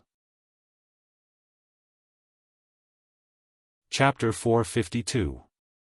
Li Yun was wondering what it was about, but when he heard that it was to help the people get through the winter, it was a matter of great importance. His heart warmed up, and he immediately agreed. Looking at his expression, no one doubted that if he was asked to issue a military order, he might really do it. Dala Odo Duoya, damn. Trash streamer. Kufugwo, you asked Li Yun to farm before, and now you want him to knit a sweater. That's enough of you. Let Wo Huanqing Gu, trash streamer +1, let go of that guy, let me do it. He, trash streamer +2, don't run after work if you have the guts. Let's go to the rooftop and learn from each other. Doesn't the streamer's conscience hurt to bully the innocent Li Yun? How did you come up with the idea of asking Li Yun to knit a sweater while holding a gun with both hands? Jiang Pengji was indifferent to the attacks, and she even shamelessly posted a bullet screen. Streamer V, I'm doing more work for the capable, how am I bullying him? Then, the bullet screen was filled with a stream of ba, clearly expressing their disdain and despise for Jiang Pengji. It was proven that Li Yun's hands-on ability was much stronger than Jiang Pengji's. He carefully looked at the most basic knitting pattern, then he hugged the ball of wool and studied it for a long time. At first, he was stuttering, but after he became familiar with it, he knitted it neatly. After a while, he knitted a small section, which was about the length of a pinky finger. This is amazing, so it can be done this way. Li Yun looked at the crisscrossed wool thread in surprise. His interest was piqued, and he hurriedly studied other slightly more complicated patterns. If I knit them together, it will be soft and thick, and it will feel warmer than 10 layers of linen. This time, it was Jiang Pengji's turn to be speechless. Feng Jin and the others curiously went forward and pinched it with their fingers. It was indeed very soft and thick, but they did not know how warm it was. But, based on this knitting speed, I don't know how long it will take to make a shirt. The efficiency was too slow. Feng Jin was a little annoyed. Jiang Pengji rolled her eyes and took out a simple drawing of a piece of bamboo paper. He spread it out in front of everyone and said in a deep voice, "Do you really think you're going to use wool to weave a set of clothes that you're wearing? Not to mention anything else, just the 2 sleeves were extremely heavy. How was he supposed to wear them? I just knit a close-fitting piece of clothing, like this." She did not choose the modern sweater design given by the audience in the live broadcast room. Instead, she chose a design that was more acceptable to Feng Jin and the others. However, the wide sleeves became narrow sleeves, and the lapels were slightly modified. The trousers were more tan. On the whole, it didn't exceed the range of people's acceptance. It was just that the material was replaced with wool. My lord is truly deft and deft. Li Yun did not conceal his compliments. He thought that all lords should do nothing, be high and mighty all day long, and be above the common people. After getting to know Jiang Pengji, he felt that this kind of lord was not bad. She was amiable and approachable, worried about the people, and thought about them every day. This was probably the wise ruler that her master often talked about. Where else could he find such a good lord? I think so too. Do your best. Jiang Pengji patted Li Yun's shoulder, and he agreed heroically. In less than 2 days, Li Yun knitted a set of clothes for Feng Jin's Chongsheng. Feng Jin was speechless. Li Yun's skill at knitting sweaters was similar to his skill at farming. He improved rapidly. In just a day or two, he had knitted a few simple patterns for Chongsheng. The young lady was delighted after she wore it. She crawled all over the place happily. However, the clothes were too warm. She couldn't stand it and wanted to take them off. It's indeed very warm. Feng Jin felt the temperature inside the clothes. Quickly put some clothes on Chongsheng. Don't let her catch a cold. Li Yun said with some disappointment, it's a pity that the speed of making clothes isn't fast. Feng Jin shook his head and denied it. You're wrong. This speed is already quite shocking. Hanmei, do you know how clothes are made? From the silk spun by silkworms to weave into cloth, and then the cloth into clothes, who knows how many processes and manpower are involved in the process. Even the sackcloth worn by the common people also costs a lot. This kind of woolen clothes can be said to be made very quickly. Li Yun understood what Feng Jin meant, and his face revealed a joyful expression. They could raise sheep that grew wool quickly. The sheared wool could be made into wool and then knitted into sweaters. The time taken was much shorter than cloth. Although this kind of thick clothes could only be worn during the cold season, weren't the people lacking clothes that could keep them warm? Ordinary sackcloth couldn't keep them warm. The weather in the north of Dongqing was extremely cold. How many people died from the cold? If this kind of woolen clothes could be popularized, how many people could be saved in one winter? The more he thought about it, the more excited Li Yun became. My lord is really a very kind person. He tried hard to suppress the excitement on his face and clenched his fists tightly. Feng Jin laughed in his heart. He didn't deny his lord's talent, but to say that she was a very kind person? He had reservations about this description. Li Yun in front of him was also an interesting person. His lord tricked him like this, but he could still find something to entertain himself. It was the standard case of being sold and still foolishly giving money to the seller. After Feng Jin's guidance, Li Yun was even more motivated. He almost spent the whole night researching. Every day, he mastered 1 or 2 patterns and taught them to the female workers. The female workers were also very good at learning. Another advantage of the sweater was that it could be knitted into several parts. As long as the number of stitches was controlled and the parts were knitted, they could be pieced together to form a complete sweater. Gu Xian stayed in Xiangyang district for half a month. There were 3 sets of ready-made clothes in front of him. Just touching them made him feel warm. If he were to dye the wool, he would be able to come up with more patterns. Gu Xian was a businessman. He quickly thought of the key point. However, this business couldn't be popularized outside of Xiangyang district. It couldn't be brought to the northern borderline. Don't worry, young master. I will think of a way to buy more sheepskin and send someone to send it over. Herding was prevalent in the northern borderline. Every household had a mountain of wool. They didn't know how to deal with it. Some people even used the sheepskin as fuel. If they bought it in bulk, it wouldn't cost much. If it was left in the northern borderline, it was just waste. If it was transported to Xiangyang district, it could be processed into various kinds of wool products to keep warm in winter. Who knew how many people could be saved? When Gu Xian thought of this, his impression of Jiang Pengji rose by several levels. Then I'll have to trouble Uncle Gu. Jiang Pengji didn't stand on ceremony. After this winter, she planned to mobilize her troops to Fengyi County after the spring plowing. She had been unhappy with the Tsing-Yi army there for a long time. It was time to expand her territory. Oh yes, when Uncle Gu returns, can you do me a favor and pass something to my father? Jiang Pengji left the knitting work to Li Yun. She finished developing a portion of the siege weapons. She had nothing to do for the rest of the time. She might as well follow the wishes of the live streaming room's viewers and work on food for the winter. Chapter 453. What's the best thing to eat at a winter gathering? Many viewers had their own opinions on this question, but most of the answers were hot pot and barbecue. Tian Wugan, streamer, don't be careless and let the ancient people see the charm of modern hot pot. Jiang Pengji raised her eyebrows and searched Lu Shi's memory. She poured cold water on the viewer. Host V, if the hot pot you're talking about is warming the cauldron, I think it's better for you to give up on this idea. Many viewers were confused. They didn't understand what Jiang Pengji meant.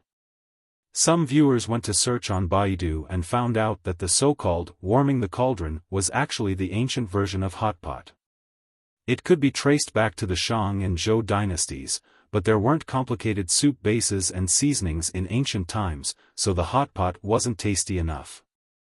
Although the streamers' space and their history were different, some historical developments still had similarities. Heshibuzeo, #rested my chin. I'm so depressed. I thought I could conquer the taste buds of the ancient people with hot pot. Jiang Pengji smiled and sent a bullet screen. Host V, you can teach me how to make soup bases and sauces. I can conquer their taste buds just the same. The shopping center attached to the system was rubbish. There were pitifully few items on sale. It sold almost everything that was cheap. Jiang Pengji searched the shopping center and found many cheap seasonings, such as salt, sugar, MSG, and white vinegar.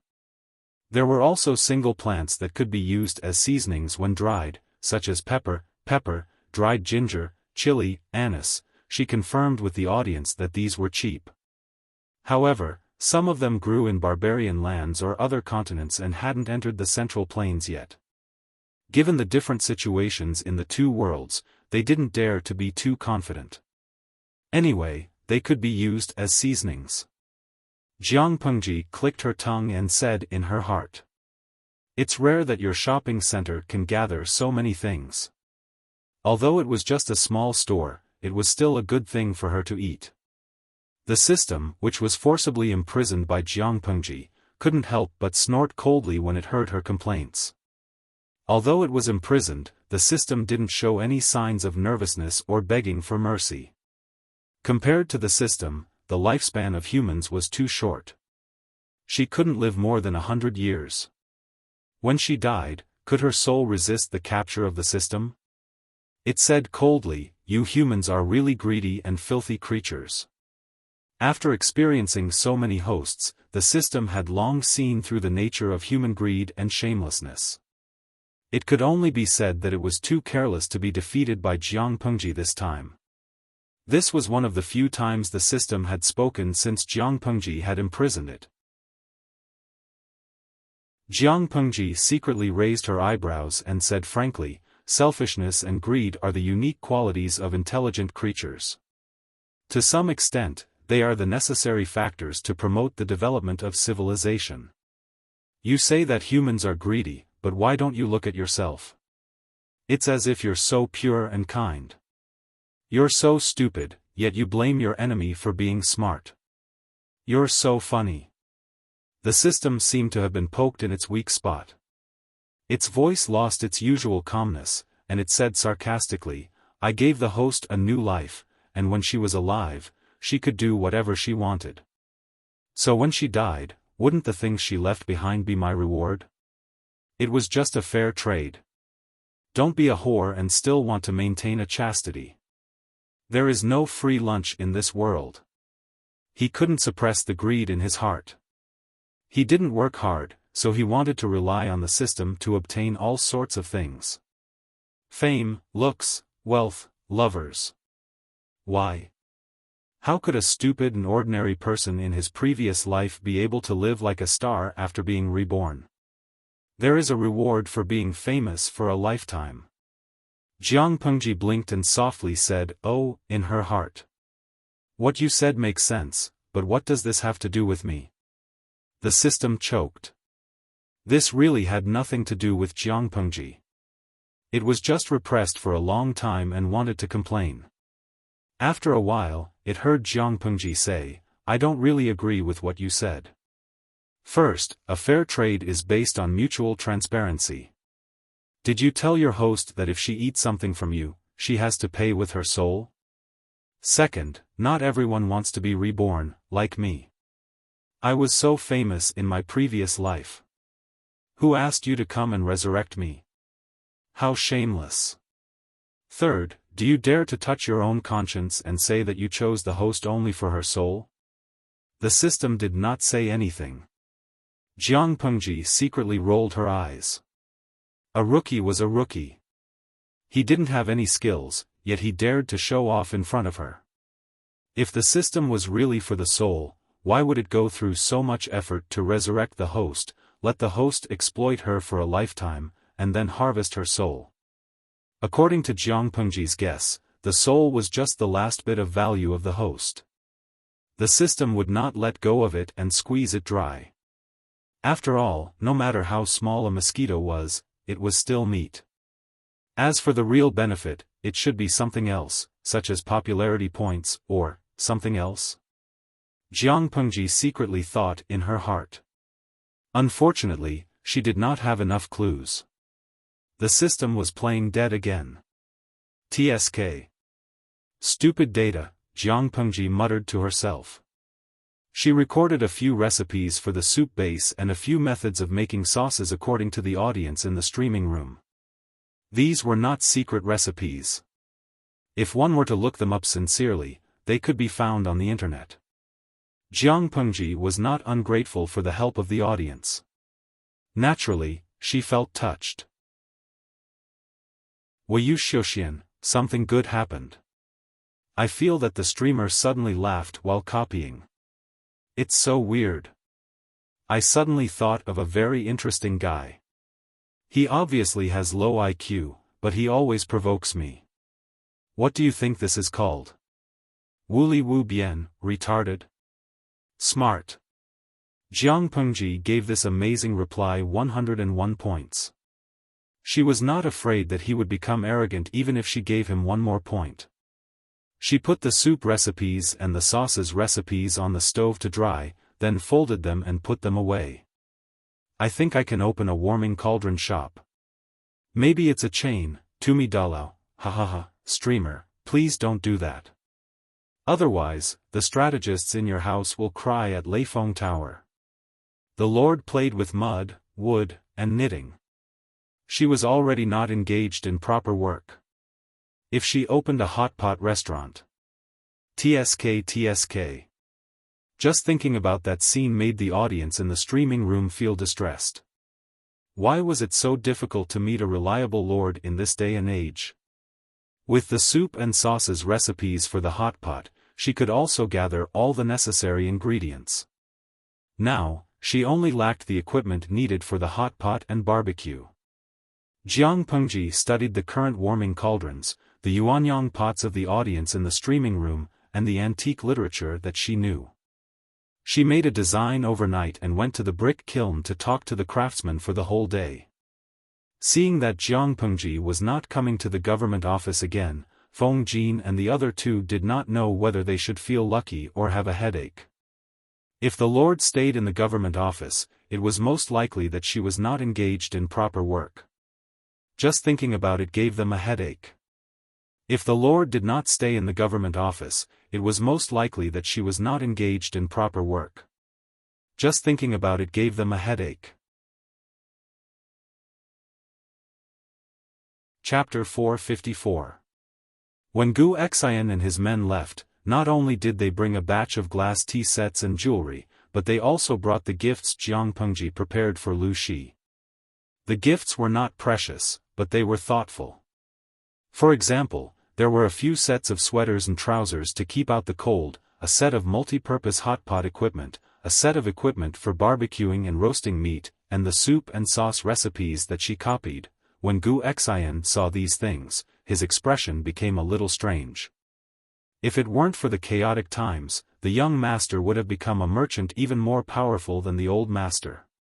Not only would he have become the richest man in Dongqing, he could have even become the richest man in the 5 countries, and his business would have spread throughout the 9 prefectures and 4 seas. Unfortunately, the current world did not allow it. Thinking of this, Gu Xian felt a little more pity for Jiang Pengji. Before he left, he asked a question that he really wanted to ask. That Feng Langjun. Is he a guest of the young master? Jiang Pengji looked at Gu Xian's mysterious expression, and she almost choked on her saliva. No, Huayu and I are just friends, best friends. We don't have that kind of relationship. Jiang Pengji answered decisively to prevent Gu Xian from thinking too much. Then that young girl was not the young master's child? Gu Xian asked. She said resolutely, no, it has nothing to do with me. Gu Xian did not know if he was regretful or relieved, but he left Xiangyang district with complicated feelings. Because of the supplies Gu Xian brought, the construction of the entire Xiangyang district took a big step forward. The whole city could see the prosperity of the future. It was rare for Jiang Pengji to restrain her idleness and obediently handle affairs in the government office. Recently, the busiest thing was the distribution of improved seeds and the lease of land for the next year. Fortunately, Qiguan Rang had already registered all the household registration, so the task was not very heavy. He would be free after working overtime for a while. The weather is getting colder. Seeing the leaves in the courtyard dyed with a faint yellow, he sighed slightly. It's like this every year, but this year is considered good. At least we are well prepared. Qiguan Rang was used to seeing all kinds of tragedies since he was young. The current Xiangyang district was no different from heaven on earth to him. It was peaceful and quiet, full of vitality. This was something he rarely saw in his life, and he hoped that such a scene could be spread throughout the whole of China. I'm not worried about that. I'm worried about something else. When winter comes, I'm afraid the people won't be able to work under the heavy snow. Many people in Xiangyang district rely on manual labor to obtain food. If there's no work in winter. Feng Jin paused at this point. We can't possibly ask the district headquarters to open the warehouse and release food, right? Those are the military rations for next year's spring plowing. We can't touch them at will. Feng Jin and the others knew that Jiang Pengji wanted to attack the Tsing-Yi army in Fengyi County. The number of recruited soldiers, including the original imperial guards and troops, had reached 8,000. As Xiangyang district had to seize the time to construct, from summer to late autumn, they had been helping out everywhere. They were so busy that they almost had no time to rest. After winter, the army's training would be really strict. Feng Jin felt a little annoyed. Which army didn't train in good weather? His lord just had to put the most important training in winter. But rationally, he could understand Jiang Pengji. Steel tempered the will, while ice and snow forged the military soul. Only a harsh environment could stimulate a person's potential to the fullest. Regarding this problem, Qiguan Rang had discussed it with Jiang Pengji in private. She gave him a solution that made him speechless. Qiguan Rang said, "My lord talked to Rang about this a few days ago. She said, it's cold in winter. Stay at home and knit sweaters." His expression was stiff. He imitated Jiang Pengji's indifferent tone very well. Feng Jin was speechless. There was nothing wrong with this. Before the beginning of autumn, all the houses in the residential area had been completed. From mid-September, the people moved into the new houses in batches. The area of the houses was about 50 square meters. One room for one household. Every 10 households counted as a courtyard. Of course, these houses were rented to the people. 150 copper coins a month. Even the poorest families could afford it. At the beginning of October, the district headquarters began to recruit female workers in large quantities. They set up a knitting workshop. The number of female workers expanded to 150. The knitting workshop's main task was to process wool and spin it into wool balls. In addition, the knitting workshop also allowed women with some skills to learn how to knit sweaters. The district headquarters could give a reward of 25 to 45 copper coins for knitting a specific size sweater and wool pants. If the sweater had patterns and was exquisitely knitted, there would be a reward ranging from 5 to 10 copper coins. Of course, if men also wanted to do this work, the district headquarters would be more than happy to accept. As for the wool balls and knitting needles needed to knit sweaters and wool pants, every household had to register with the knitting workshop with their real address, real name, and the names of their family members. They also had to leave a deposit of 50 copper coins. This news was undoubtedly great news for the commoners. Knitting sweaters was different from other manual labor. They could stay at home. Even on the coldest winter day, they didn't have to worry about not having any work to do. They could save up some money and live more comfortably next year. Women with exquisite craftsmanship could knit 2 sets of sweaters in about 3 days. They had nothing to do all day, so they squatted at home and knitted sweaters. Many men secretly learned from their wives in order to earn more money. The quality of the houses built by the district headquarters was very guaranteed. It was much better than most people's houses with leaky walls. The people had great confidence in the first winter after the earthquake. It was already November. The cold wind that blew brought with it a chill that hurt people's skin. Sweaters and wool pants were officially on the market. They cost 40 copper coins for children and 100 copper coins for adults. The price was not high, but most of the people were watching. Those who were generous enough to buy sweaters and wool pants were mostly those who had knitted before. Not to mention other things, wearing it was really warm. Their whole body felt warm. They were not afraid of the cold wind at all by simply wearing a piece of clothing. In less than half a month, sweaters and wool pants were all the rage in the entire Xiangyang district. More and more sweaters were sold.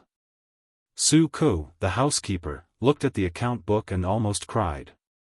Sweaters and wool pants are a losing business. He carefully calculated the accounts. Every time he sold a set, he would lose 30 to 40 copper coins. Xiaoyu, you can't calculate it like this.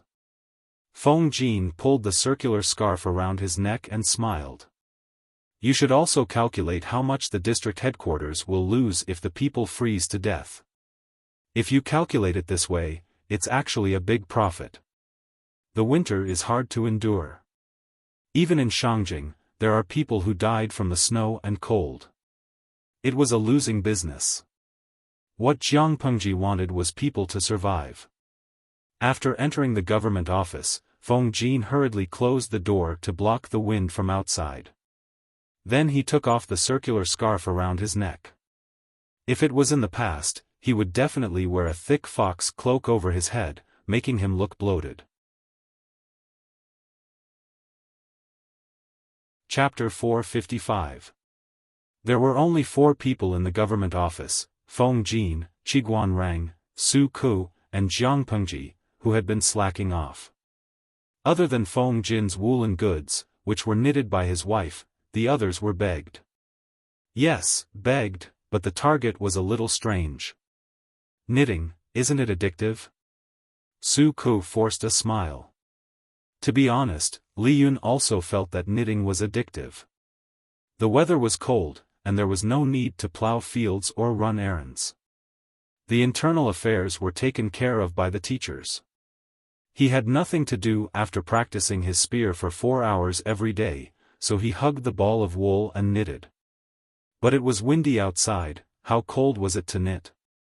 He thickened his skin and went to the government office to get some warm air. Qiguan Rang teased that having a wife was better than not having one, complaining that Feng Jin always used the scarf knitted by his wife to provoke him. Then Li Yun, the honest child, sincerely offered to knit a suit for Qiguan Rang. Qiguan Rang was speechless. Su Ke laughed until his stomach hurt, then teased Li Yun, Han Mei helped Wenjing, why not Ke? Sure. Su Ke was speechless. He was just teasing the honest child. Li Yun's fingers were nimble, his knitting efficiency better than the most skilled woman. The knitted sweaters had patterns, neat stitches, and looked exquisite. In just a few days, Qiguan Rang and Su Ke received the results of Li Yun's knitting. Both of them had mixed feelings. She was so virtuous, she could be married. My lord, do you want to knit a suit? Li Yun's impression of Jiang Pengji had already gone off the charts several times. Remembering that she was also alone, he volunteered himself. But he was rejected. Jiang Pengji was too lazy to look up. No need, it's not like I'm unwanted. No one will even make a suit for me. What a joke, the ladies in the government office were fighting to make one for her. More importantly, I'm highly skilled in martial arts, there are few opponents in the world, I'm immune to heat and cold. I'm not like them, shivering like quails when they take off a piece of clothing. Jiang Pengji smiled wickedly, hitting the 3 strategists in the government office with her words. My lord, you're wrong, although their physiques weren't as good as Meng Han and the others, they weren't completely useless. Jiang Pengji glanced at them and said, can you go out for a morning jog so early in the morning? The 3 of them were silent for a moment. If the blanket did not allow them to get up, they would not run.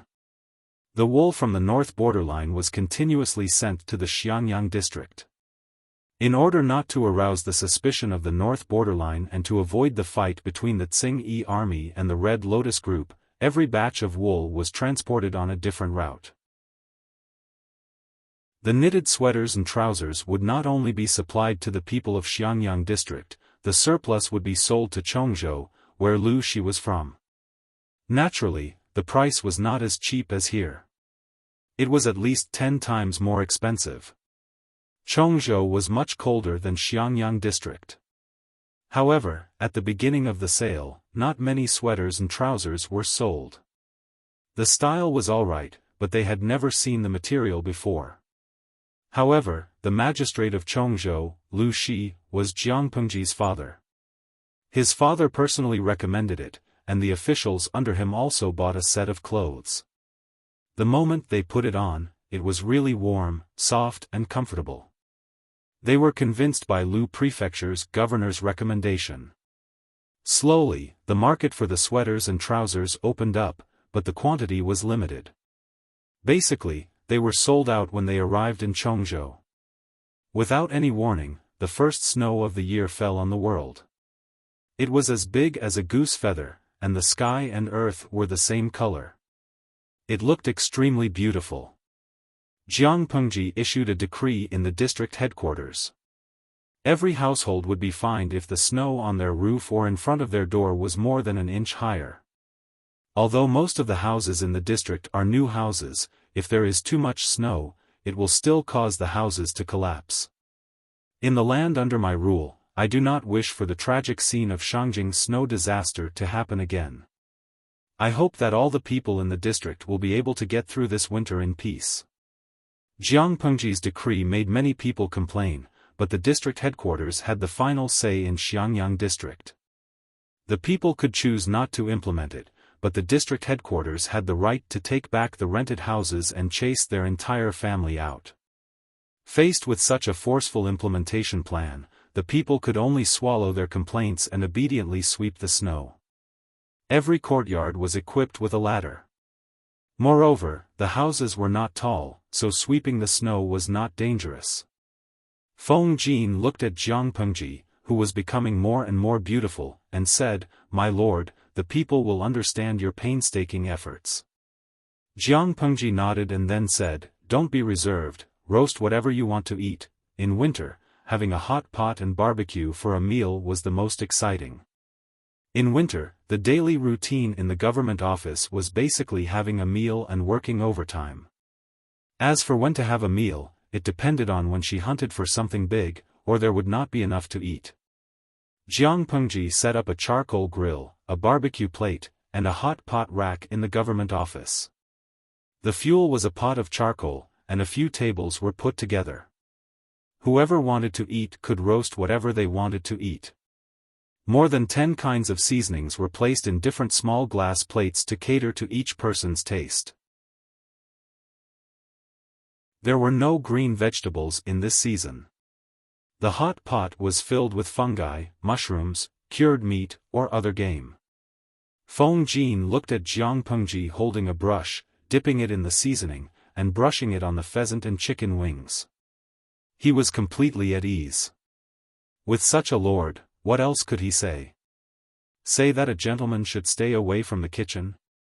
Looking at Meng Han and the others who were eager to try, he could not bear to spoil the atmosphere with his words. "Sigh, I'll just treat it as a party without so many rules," Feng Jin thought silently. He quietly extended his chopsticks and picked up a fat drumstick that Li Yun had just roasted.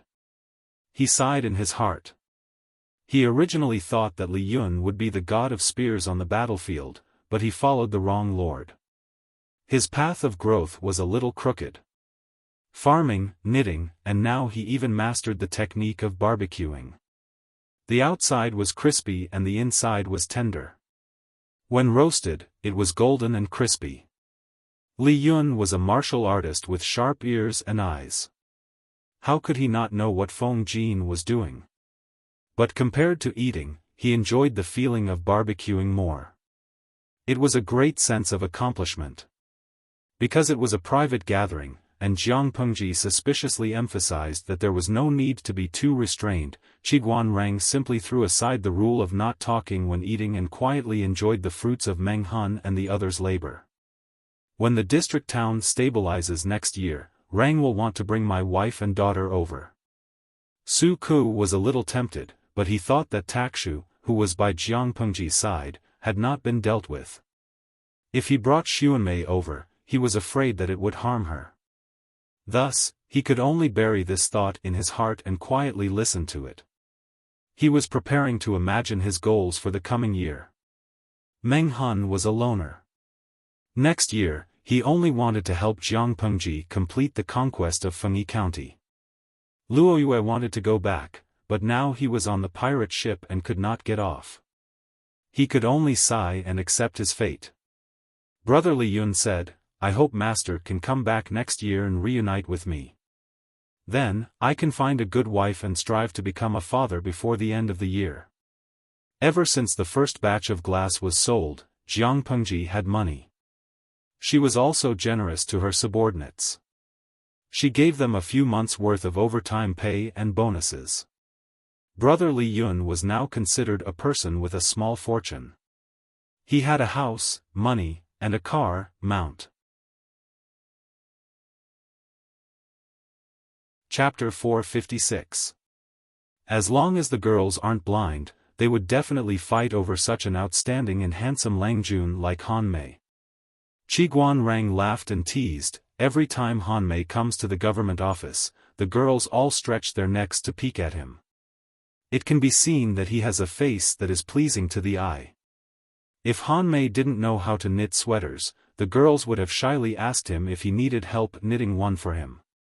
TSK.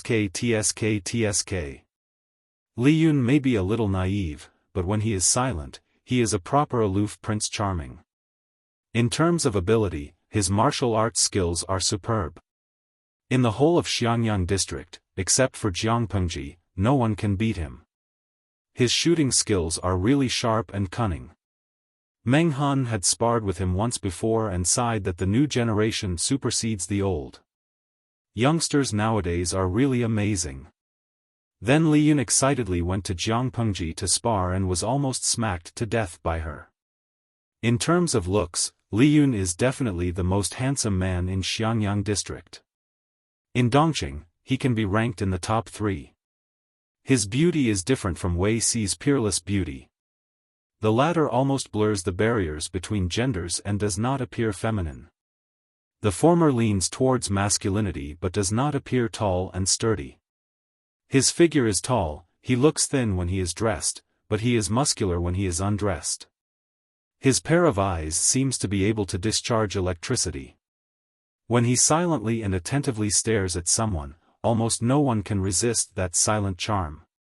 They feel the electric current passing through their body, their whole body is limp and soft.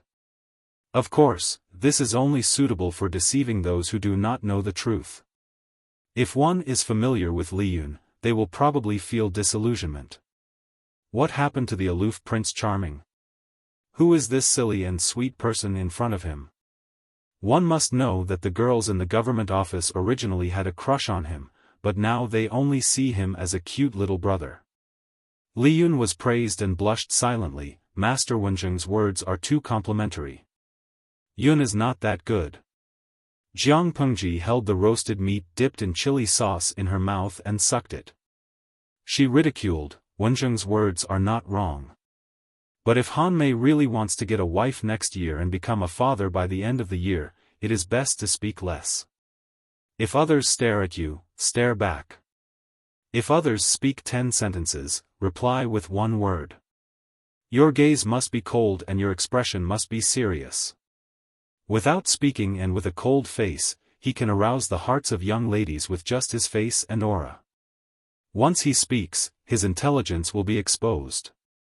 Li Yun was puzzled, isn't this very rude? Jiang Pengji snorted. If you didn't do that, you'd better stay obediently. Holding it in is a big problem. Li Yun looked at Qiguan Rang and the other two in confusion, trying to get an answer. From his point of view, other than his lord, the 3 teachers were the smartest. However, they only smiled and did not speak. They all gave him a meaningful look and had no intention of answering his questions. Meng Han and Luo Yue sighed and patted Li Yun's shoulder. As for martial artists, it was fine as long as they had enough intelligence on the battlefield. There was no need to force it. I don't want to deal with these beasts who grew up drinking ink. At the dining table, they chatted while eating. Jiang Pengji had such an undisciplined personality in private. The others were not used to it at first, but they got used to it after a while. She took the roasted pheasant thigh that Li Yun passed to her and took a bite. Her mouth was filled with a delicious fragrance that spread across her taste buds. She opened her mouth and said, "The weather is getting colder and colder. There's nothing to do in the dead of winter. The people stay at home, either knitting sweaters or knitting sweaters. They're bored to death. I want to find something for them to do. I want to recruit some young and strong female soldiers and teach them first aid knowledge on the battlefield. They'll be useful after the spring plowing." Luo Yue looked at Jiang Pengji in shock. The others looked normal. Su Ku picked up a cooked mushroom with his chopsticks and dipped a large piece of bright red sauce on it. "That's fine. How many does my lord intend to recruit?" As the person in charge of the general accounts, Su Ku had a deeper understanding of women. They were indeed weaker than men, but their tenacity was not bad. Overall, they worked as hard as men. Having seen the combat power of the female troops led by Jiang Nongqin, Su Ku did not have any objections. "Let's recruit 400 to 500 people first." She stuffed the chicken thigh into her mouth. With a few chomps, she spat out a complete bone. There was not even a bit of meat left on it. It could be seen how cleanly she had chewed it. Nongqin will lead 607 female troops. The rest will be 1,303 strong adult troops. After the new year, I'll ask them to meet up in Xiangyang district. All the female troops will be managed by Nongqin. Although they're the logistics team, the battlefield is ever-changing. They need to learn how to kill the enemy. It did not mean that the logistics team was really safe. There were many cases of sneak attacks on the enemy's logistics team in history. Jiang Pengji did not use the female troops as battlefield nurses. She hoped that they would really go on the battlefield to kill the enemy. However, the number of female troops was too small and their strength was weak. They still needed time to grow. Everything would start from being battlefield nurses. This woman, is a little inappropriate. Luoyue said hesitantly. Su Ke smiled and said, "Don't let Maiden Jiang hear this. Otherwise, she'll beat you up from the east gate to the west gate of the district." Maiden Jiang? Luoyue was puzzled. He had never heard of her. Su Ke said, "Maiden Jiang, full name Jiang Nongqin. She's a maid in the Lord's residence. When the Lord formed the troops, Maiden Jiang has been around. She's under Coach Meng. Speaking of her ruthlessness in killing people, even the most daring of men would not be able to help but shudder. If they fight with her, even Coach Meng won't be able to win." Meng Han was named. He could not help but smile bitterly. He waved his hand and said, "Don't mention her. My whole body hurts when I mention her." Meng Han was born for the battlefield. His martial arts skills were even more so. He used his strength to defeat the enemy. Jiang Nongqin was different. She knew her weaknesses. She simply avoided them and focused on strengthening her strengths. She was also half a disciple of Jiang Pengji. She more or less inherited Jiang Pengji's ruthless style. She targeted the enemy's weakness with every move. Once she was hit, she would either die or be injured. Meng Han once wanted to compete with Nongqin. The troops were all watching at the drill ground. He was flirted with before he could react. It was also that time that Nongqin completely established her prestige. She was really not to be trifled with. After Meng Han brought a portion of the troops to Chongzhou, the troops left in Hejian were all led by Nongqin. She even led the daily bandit extermination. She killed wherever she went. Very few people were left alive. Meng Han deeply suspected that the reason the number of troops could not increase was because of Nongqin. Luoyue was surprised. Is she a tigress? Is she that scary? Meng Han smiled and egged him on. She's much scarier than that. When she comes, you can try her skills.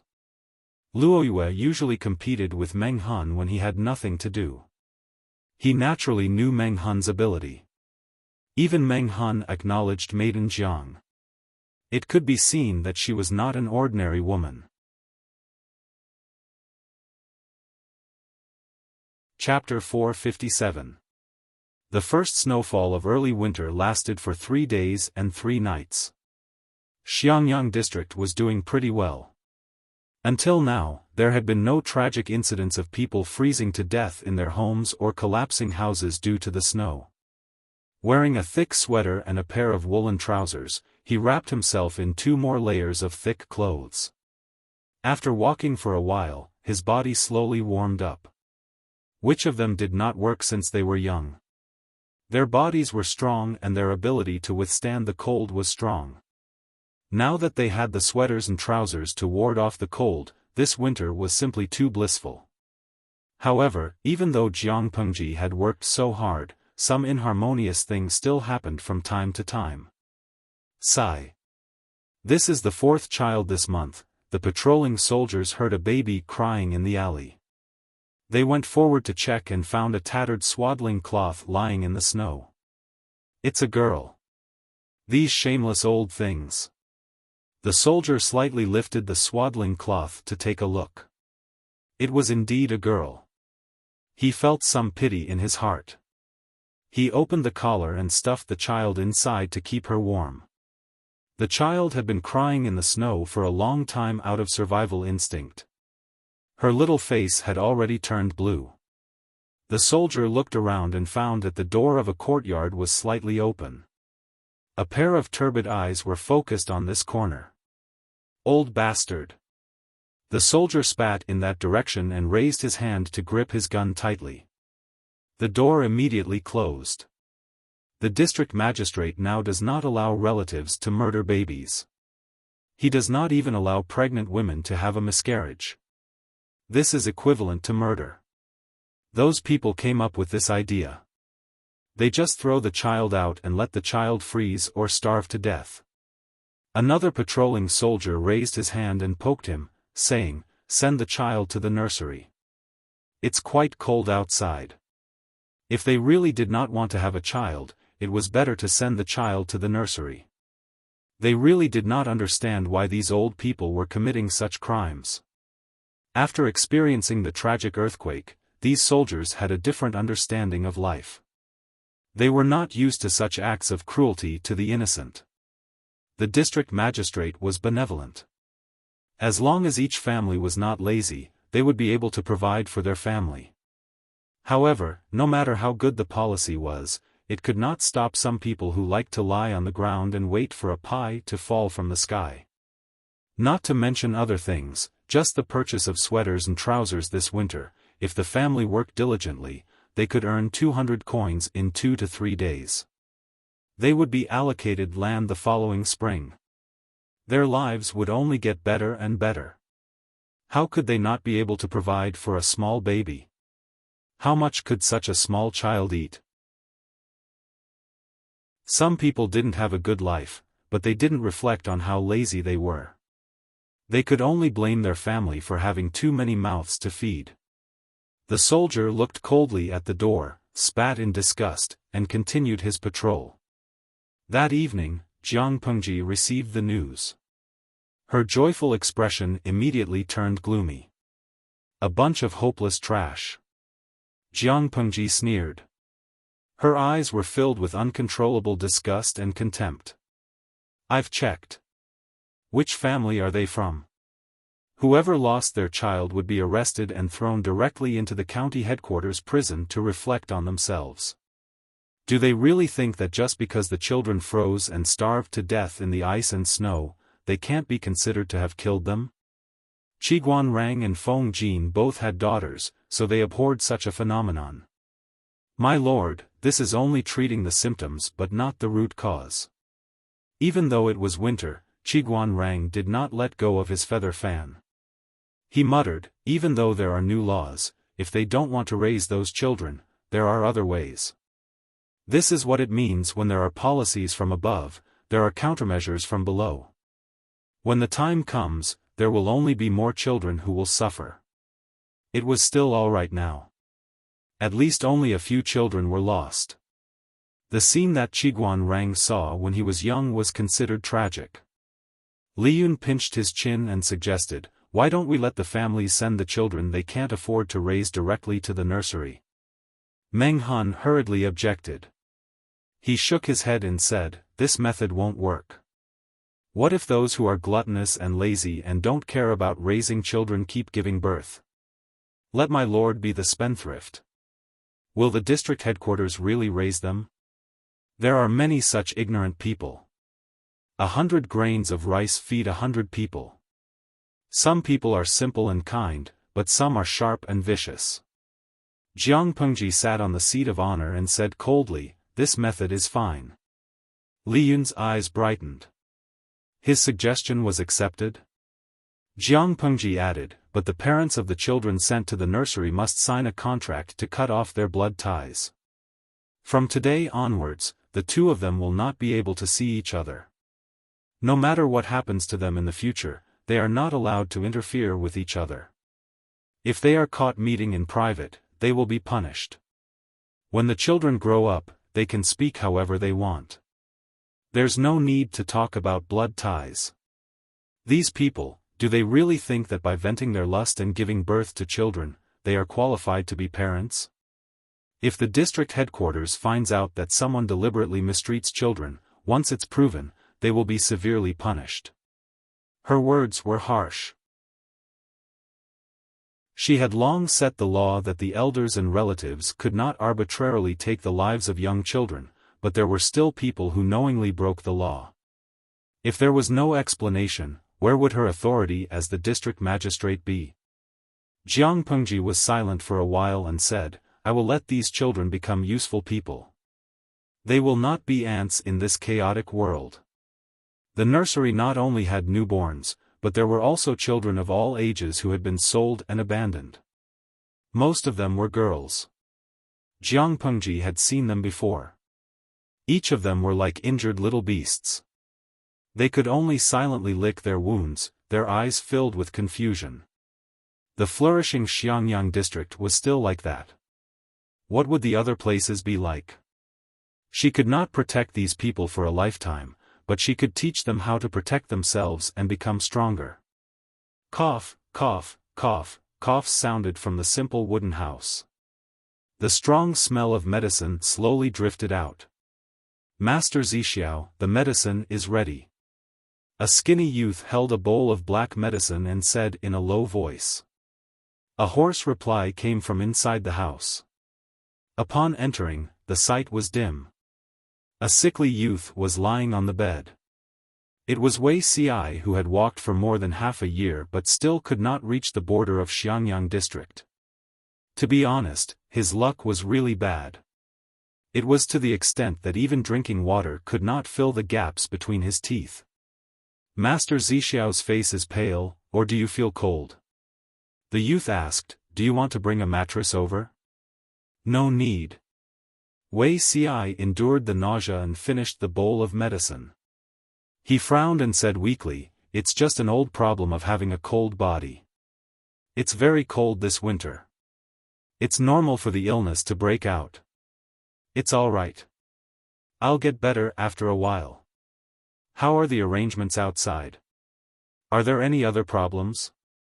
"Don't worry, master. I'm leading everyone to make arrangements. Now that the snow has sealed the mountain, those beasts can't enter."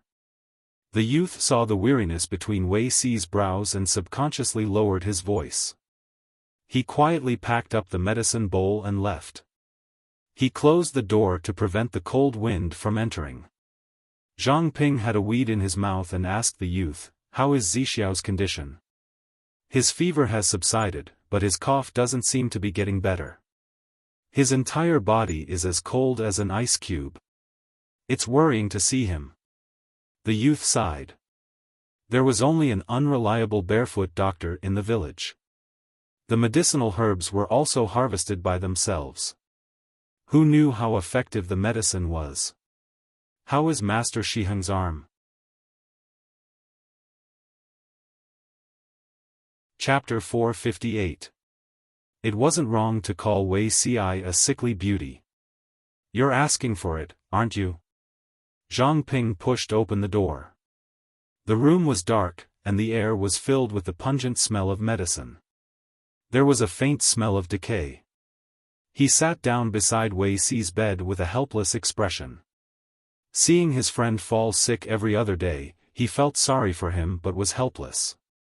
"If this continues, I'll really become a medicine pot." Wei Ci drank the medicine, and his cold limbs felt a little warm. He said, "Don't worry, I won't die." When he said this, he still looked nonchalant, but there was a hint of melancholy between his brows. Zhang Ping and Wei Ci had known each other for many years. Naturally, he knew the environment he grew up in. He wasn't born afraid of the cold, but it was something he had to endure. He had been regarded as a jinx by the Wei clan since he was young, and his life had been difficult. Now that he had finally grown up, Wei Ci also began to pay attention to his health. However, it wasn't something that could be done overnight. His complexion had improved a little, but he didn't cherish his body and insisted on going north. Zhang Ping didn't know what he was after. If he went north, then so be it. But this person's luck was so bad that even Zhang Ping started to doubt life. First, it was a serious illness. When he finally recovered, the three of them had just neared the border of Wanzhou when they encountered a plague. What was a plague? A demon that people would turn pale at the mention of. Wherever a plague occurred, it meant that the place would become a deserted hell on earth. The corpses would be exposed in the wilderness, and no one would collect them. The corpses would become food for birds and beasts, and the perfect breeding ground for maggots. Although Zhang Ping had compassion, he wasn't a fool. If he stayed here, he would be courting death. Wei Ci was almost persuaded to leave by Zhang Ping, but he changed his mind just as he was about to leave. He found a seriously ill 7- or 8-year-old girl on the side of the road. Her clothes were ragged, and her face was sallow and emaciated. Her body was stained with unknown yellow pus, and she looked terrifying. When Wei Ci saw her, her dark eyes were slightly open, and there was a desire to live in them. But in the end, she couldn't resist the disease. Her rapid breathing became weaker, and the light in her eyes gradually dimmed. A human life was fleeting before his eyes like a shooting star. This scene reminded him of a scene from many years ago. However, when he flipped through those memories, that heart-wrenching pain still lingered at the tip of his heart, causing him to feel a dull pain. This child has already stopped breathing, and his body still carries the smell of illness. It's better for a sickly person like you to stay away from him. Zhang Ping felt that he was becoming more and more like Wei Ci's nanny. Every day, he had to put in so much effort to persuade him that his mouth was parched. Wei Ci did not pay attention to Zhang Ping's words. A look of struggle and pain appeared on his face, but he finally calmed down. I can cure this disease. Stay. Wei Ci's words were shocking. Zhang Ping was astonished and almost lost his voice. No, Wei Zixiao, with your little medical skills, you think you can cure the disease? Zixiao, this is an epidemic. It's not like other high heat and cold diseases. If you're not careful, you'll die. If you want to stay and save him, be careful that you don't get to save half his life. You might lose your life first. Ci's life is tough. I won't die. Wei Ci smiled and secretly suppressed the memories that surfaced in his mind. He tried his best to make his expression look more natural. Shiheng, you should go on your way first. The plague is strong, I don't want you to be infected. We'll meet again in Xiangyang district. Zhang Ping spat on the inside. Even a sickly person dared to walk around the epidemic area. Why would he, a strong and healthy person with strong yang energy, be afraid of this? Reality proved that Wei Ci could indeed treat the disease. His medical skills were not low. Looking at his posture, he seemed to have a lot of experience in treating diseases. Zhang Ping could only help him. Perhaps they were lucky enough and the precautions were strict enough, the two people and the servant did not get infected. However, Wei Ci's complexion was getting worse by the day. The greenish hue under his eyes became more and more obvious.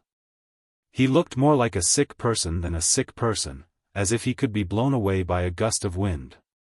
Because of the epidemic, they were delayed in this place for more than 2 months. When they were completely rid of the shadow of the epidemic, Zhang Ping realized that he had lost a lot of weight. Needless to say, Wei Ci was even more so. I couldn't tell that Zixiao had such a benevolent heart as a doctor. He was clearly not a proper medical student, but his medical skills were better than many medical officials who had been in the medical field for decades. TSK, the heavens were really unfair. Wei Ci rubbed his face. He had been putting on a straight face for the past few days. He felt that the muscles on his cheeks were stiff. I studied a few medical books out of boredom. I only know a little. Zhang Ping was speechless. Back then, Wei Ci said that he knew a little about carving. He took out the Sleeping Beauty pendant, which was not inferior to a master's work. Now, he said that he knew a little about medical books and was so skilled in treating diseases. He even saved many lives from the King of Hell. Would it kill you not to be pretentious? Zhang Ping did not know what was pretentious, but he felt the same as the audience in the streaming room. He really wanted to beat this guy to death. Before Zhang Ping could make a move, more than 20 fierce-looking bandits rushed in from outside. Each of them had a knife in their hand. They were very fierce. They came up and asked who the doctor who treated the disease was. Without saying a word, they kidnapped Wei Xi. They also took Zhang Ping and Zhang Ping's boy servant away.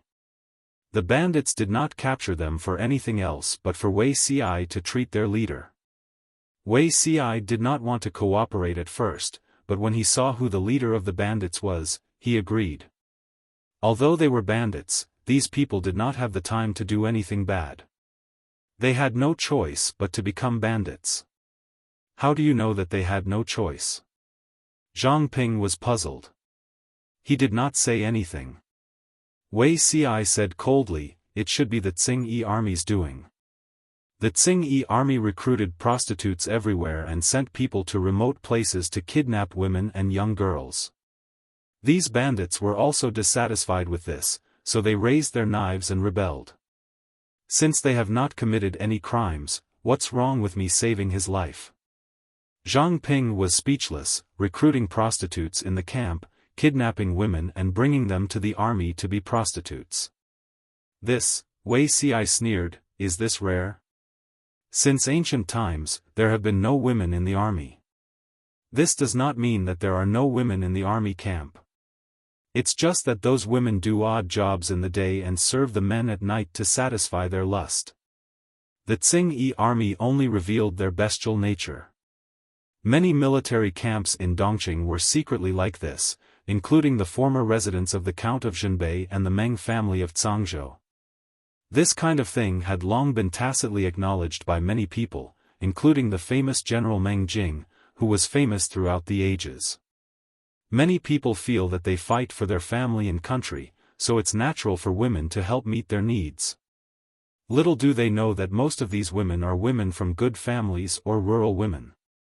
Forget it, why am I telling you this? In the past, Wei Xi was also so ignorant.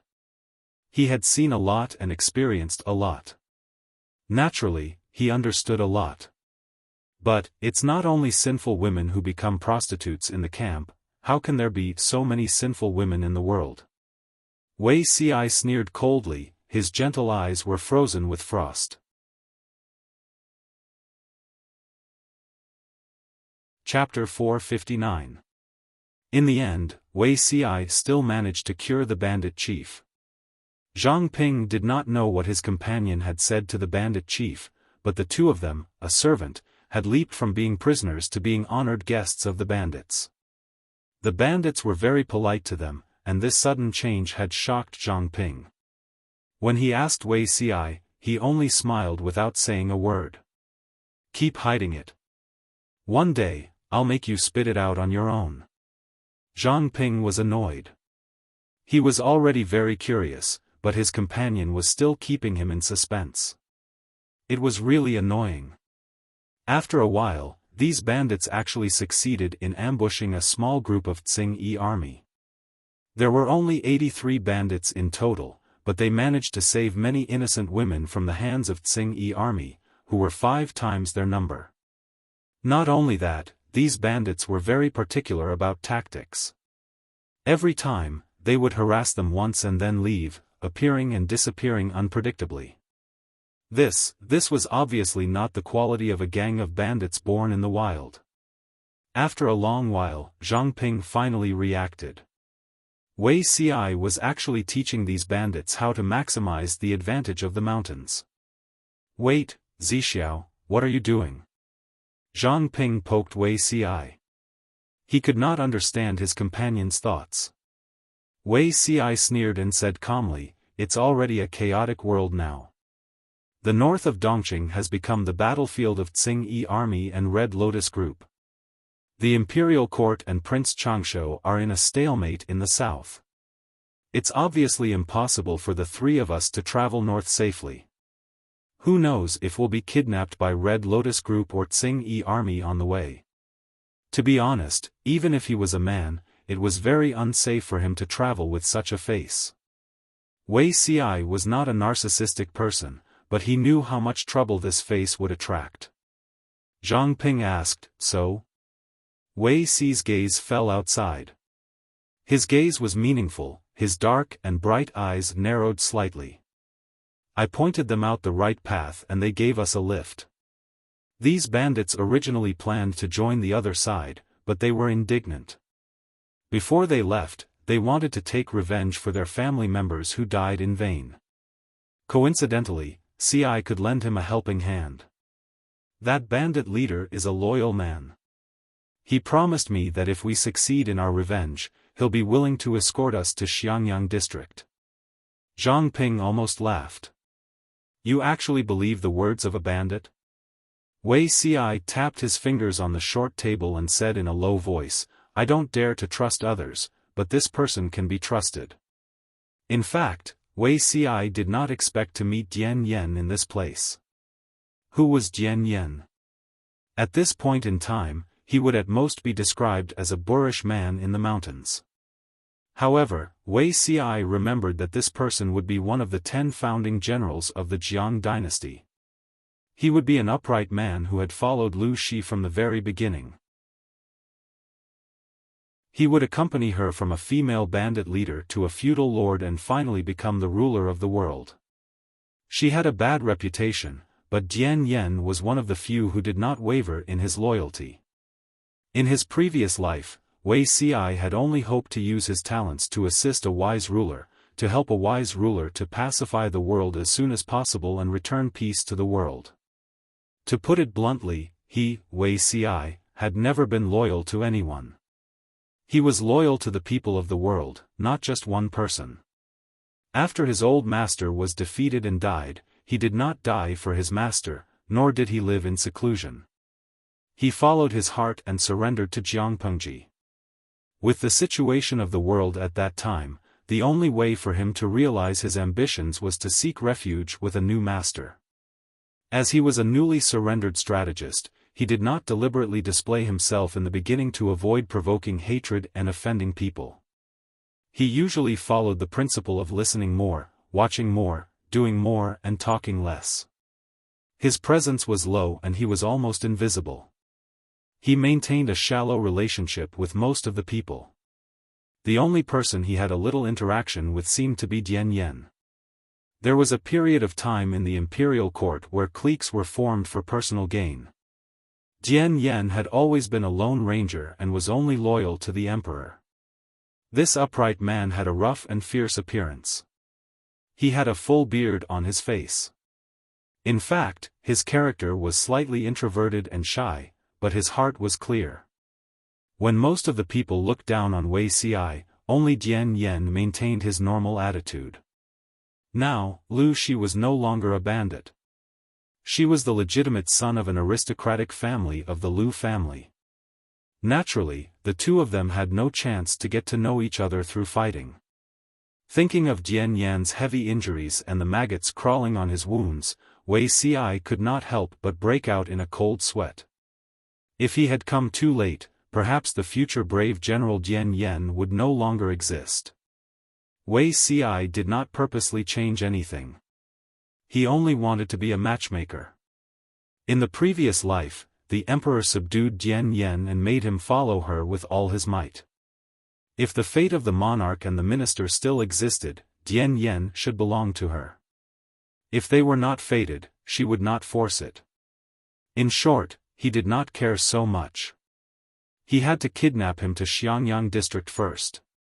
Zhang Ping saw that Wei Ci spoke with such conviction, he could not help but restrain his contempt.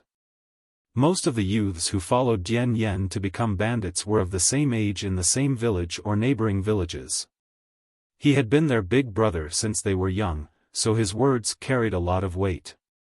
He was the leader of the gang of bandits. Everyone packed their luggage and prepared to head north. On the way, they made a living by robbing the Tsing-Yi army and saved some innocent people. Sometimes, in order to avoid the Tsing-Yi army, they had to take a long detour. Slowly, the entire troop expanded to more than 500 people. Although their speed was slow, they were indeed nearing Xiangyang district. Blessings do not come in pairs and misfortunes do not come alone. That day, the weather temperature plummeted. Without any warning, Wei Ci fell ill and had a high fever for 2 consecutive days. Unfortunately, they were discovered by a troop of 2,000 members of the Tsing-Yi army at that moment. Actually, it was not a big deal to be discovered. What was worse was that they had just robbed the Tsing-Yi army's rations team. New hatred and old hatred, how could the Tsing-Yi army let them off so easily? Helpless, everyone could only retreat to the deep mountains under Zhang Ping's command. Relying on Zhang Ping and Wei Ci's knowledge of making mechanisms, they made use of the mountain terrain for defense.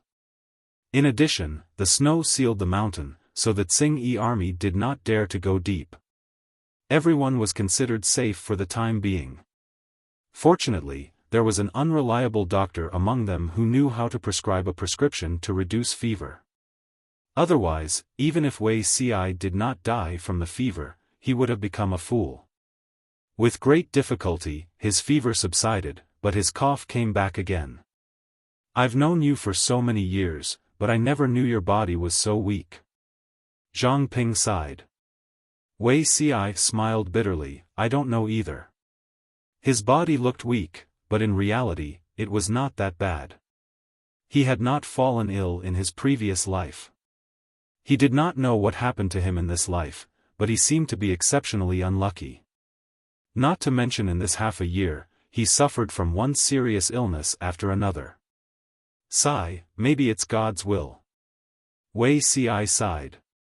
Zhang Ping said, "You're a sickly beauty who torments yourself all day long. What does that have to do with God's will? God would not take the blame for his own death. If it was the Wei Ci of the past, he would definitely fall out with anyone who called him a sickly beauty. Now, he was more thick-skinned. Shiheng doesn't understand. God is fair.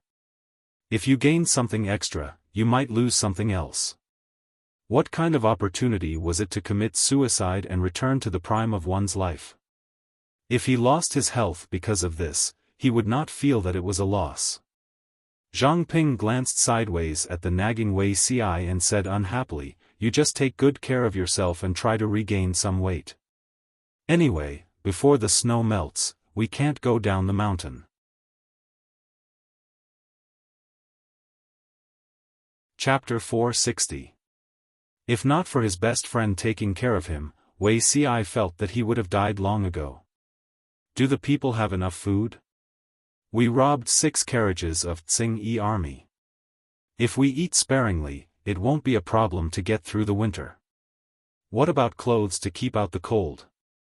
He resisted the urge to cough. It was hard to hold it in. Zhang Ping said, "Don't worry, they won't freeze to death." In order to cope with this winter, almost every commoner had brought enough clothes with them. If they killed Tsing-Yi army, not only would they plunder their food, but they would also strip them of their clothes and take them away.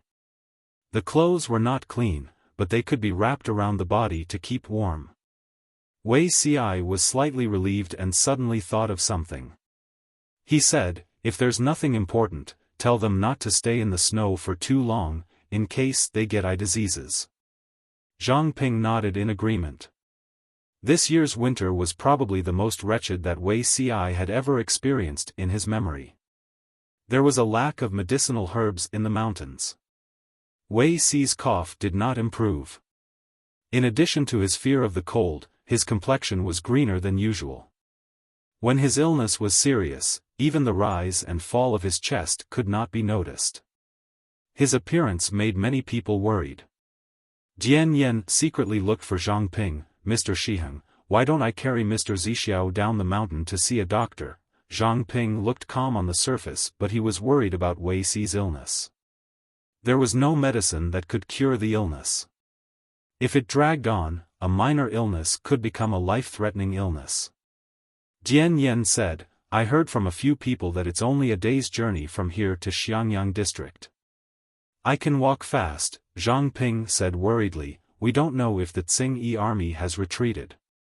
Now the mountain is sealed by heavy snow. It's difficult for you to go down the mountain alone, let alone bring a sick person like Zixiao." The more he spoke, the less confident Zhang Ping was. His tone gradually became softer. He could also see that if he continued to drag on, no one knew if Wei Xi's illness would continue to worsen. After a while, Zhang Ping changed his words, "Then be careful." Jian Yan was tall and burly. Just by standing, he was more than 2 heads taller than an ordinary man. His body was even more burly and strong. He carried the unconscious Wei Ci on his back and carefully instructed the brothers from the same village to listen to Zhang Ping's words when he was not around. If this trip went smoothly, not only would Wei Ci be treated, they could also call for reinforcements. Jian Yan followed a person who knew the way down the mountain. The 3 of them disappeared into the pure white snow. Wei Ci's consciousness was blurry, various images appeared in front of his eyes from time to time, but finally it was fixed in the lofty palace. The late emperor had passed away, the officials were kneeling on the ground, each with their own thoughts. He pulled out his sword and committed suicide. This scene, repeated over and over again. In the end, Wei Ci could not even tell if he was still alive or if he had already killed himself. He vaguely remembered that he had returned to the prime of his youth after that incident.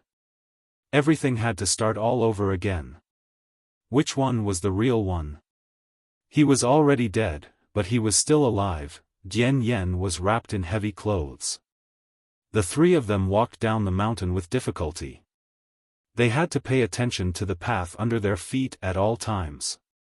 No one knew what was under the accumulated snow. If they stepped on air or slipped, he would have to roll down the mountain with Wei Ci. Normally, it would take at most an hour to complete the mountain path, but now, it had taken them almost 6 hours. It had stopped snowing not long ago, but now it was fluttering again. The cold wind carried the ice and snow, blowing on their faces, as if a small knife was slowly dismembering their flesh. Jian Yan was born boorish. He asked the person leading the way to help him keep a close eye on Wei Ci, who was on his back, to prevent him from catching a cold and the wind. "Brother Jian, the teacher has dropped something." The youth behind him trembled as he crouched down and picked up the perfume bag that had dropped. Jian Yan took a look and said, "I'll take it, you keep a close eye on the teacher." The 3 of them descended the mountain with difficulty. The only thing to be thankful for was that the Tsing-Yi army that had surrounded and intercepted them had already retreated. "Wait, don't move." The youth leading the way was just about to take a step when Jian Yan pulled him over. "There's someone." They found a place to hide. The youth had a puzzled look on his face. Who would come out at this time of the year? However, not long after, the sound of horse hooves could be heard from afar. The youth looked at Jian Yan with admiration. Don't be fooled by his boorish and frightening appearance, his ability was not weak. The approaching people seemed to be going into the mountains to hunt. There was a group of 20 people, each dressed in hunting attire, carrying a bow and arrow, and a quiver hanging from their waists. The youth wanted to go out and ask for help, but Jian Yan did not allow it. Instead, he pulled him back tightly. A pair of eyes that resembled copper bells slightly squinted, staring at the leader of the group. It was a youth dressed in watercolored clothes, with a thick and warm cloak draped over his body. His face was hidden in the wind and snow, so it could not be seen clearly. Jian Yan did not move, the group also did not move. The youth who was the leader sat on the horse with a faint smile, his gaze faintly glancing in his direction. "I've been discovered?" Jian Yan's heart was shocked, he was so nervous that his palms were sweating. "My lord, what's wrong?" The hunter who was leading the way saw that Jiang Pengji did not move, his face was full of confusion. There was no prey here. Jiang Pengji played with the horsewhip, putting on a posture that said, "If you don't move, I'll guard here, let's see who moves first." Today, Li Yun accompanied Jiang Pengji out to hunt for wild game. To be honest, barbecuing and having a meal together was as addictive as knitting. They had just eaten 2 days ago. Today, the few men in the government office smacked their lips, feeling hungry again. It was time for the Lord to go out and hunt, bring back wild game, and continue to have a barbecue gathering. Li Yun naturally noticed that there were people hiding around. He slightly moved his horse forward and asked Jiang Pengji with his eyes. She said, "Wait." After a while, it was Jian Yen who gave in first. They were carrying a patient on their backs, and they did not have enough clothes to keep them warm. How could they compare to the enemy who was fully armed? Hiding like this was not a solution. Jian Yen faintly felt that his limbs were stiff and numb. In the end, he sighed and slowly moved out from his hiding place. As soon as he revealed himself, more than 10 bows and arrows were aimed at him. Ambush? Li Yun raised his eyebrows. Looking at the tall and sturdy man who was completely fearless, and then looking at the youth beside him who was trembling, this combination was interesting. Jiang Pengji said calmly, "No, it's probably a passerby who got lost." Her gaze swept to a certain spot, her brows tightly knitted together. "That sachet," Jian Yen took a deep breath. Just as he was about to speak, Jiang Pengji raised her hand and ordered people to put down the bows and arrows. "Who is this person on your back?" Jiang Pengji asked White to step forward. She said in a gentle tone, "I am the magistrate of Xiangyang district." "What?" Jian Yan's eyes widened in shock. He sized her up in disbelief. It did not seem like it. His lips moved. After a while, he said, "I am sick and urgently need to find a doctor to treat me." "Sir?" Jiang Pengji jumped off the horse and stepped forward. "Your sir, is his surname Wei?" Jian Yen was startled. He said, "His surname is indeed Wei." Jiang Pengji asked Jian Yen to untie Wei Ci from his back. "Let me see. I know your sir." Looking closely, it was indeed that familiar face, but it was thinner and weaker than she remembered. His face was pale and bloodless. Jian Yen used his body to block the wind. He stammered, The wind is strong." Jiang Pengji frowned. Without thinking, she untied the cloak on her body and wrapped it around Wei Ci. Then, she carried him horizontally and leaped onto the horse.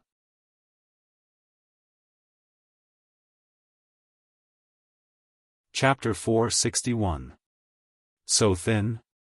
When she carried Wei Ci just now, Jiang Pengji had already noticed that although Wei Ci was tall, he was very light. Now that she was carrying him in her arms, she could feel his bones. It felt like he had no flesh on his body, only his bones were left. She couldn't help but suspect if this fellow had gone to some food shortage area to stay for a year and lost the few pounds of flesh he had. She secretly used her fingers to touch his waist.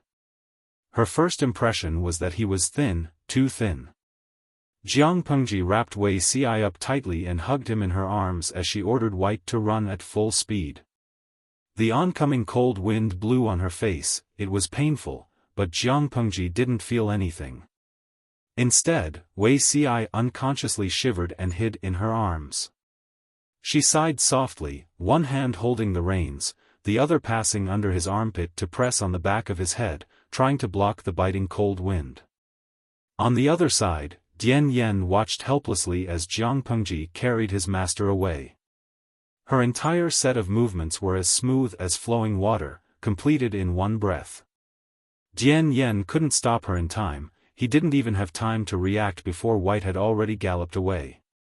Li Yun said, "Big brother, don't worry, the Lord said she knows your master, then she definitely knows him." Jian Yan's lips quivered. Now he could only trust the youth who claimed to be the magistrate of Xiangyang district. His master's illness couldn't be delayed any longer. At the side, Li Yun's curiosity was aroused, his gossipy nature was abnormally active.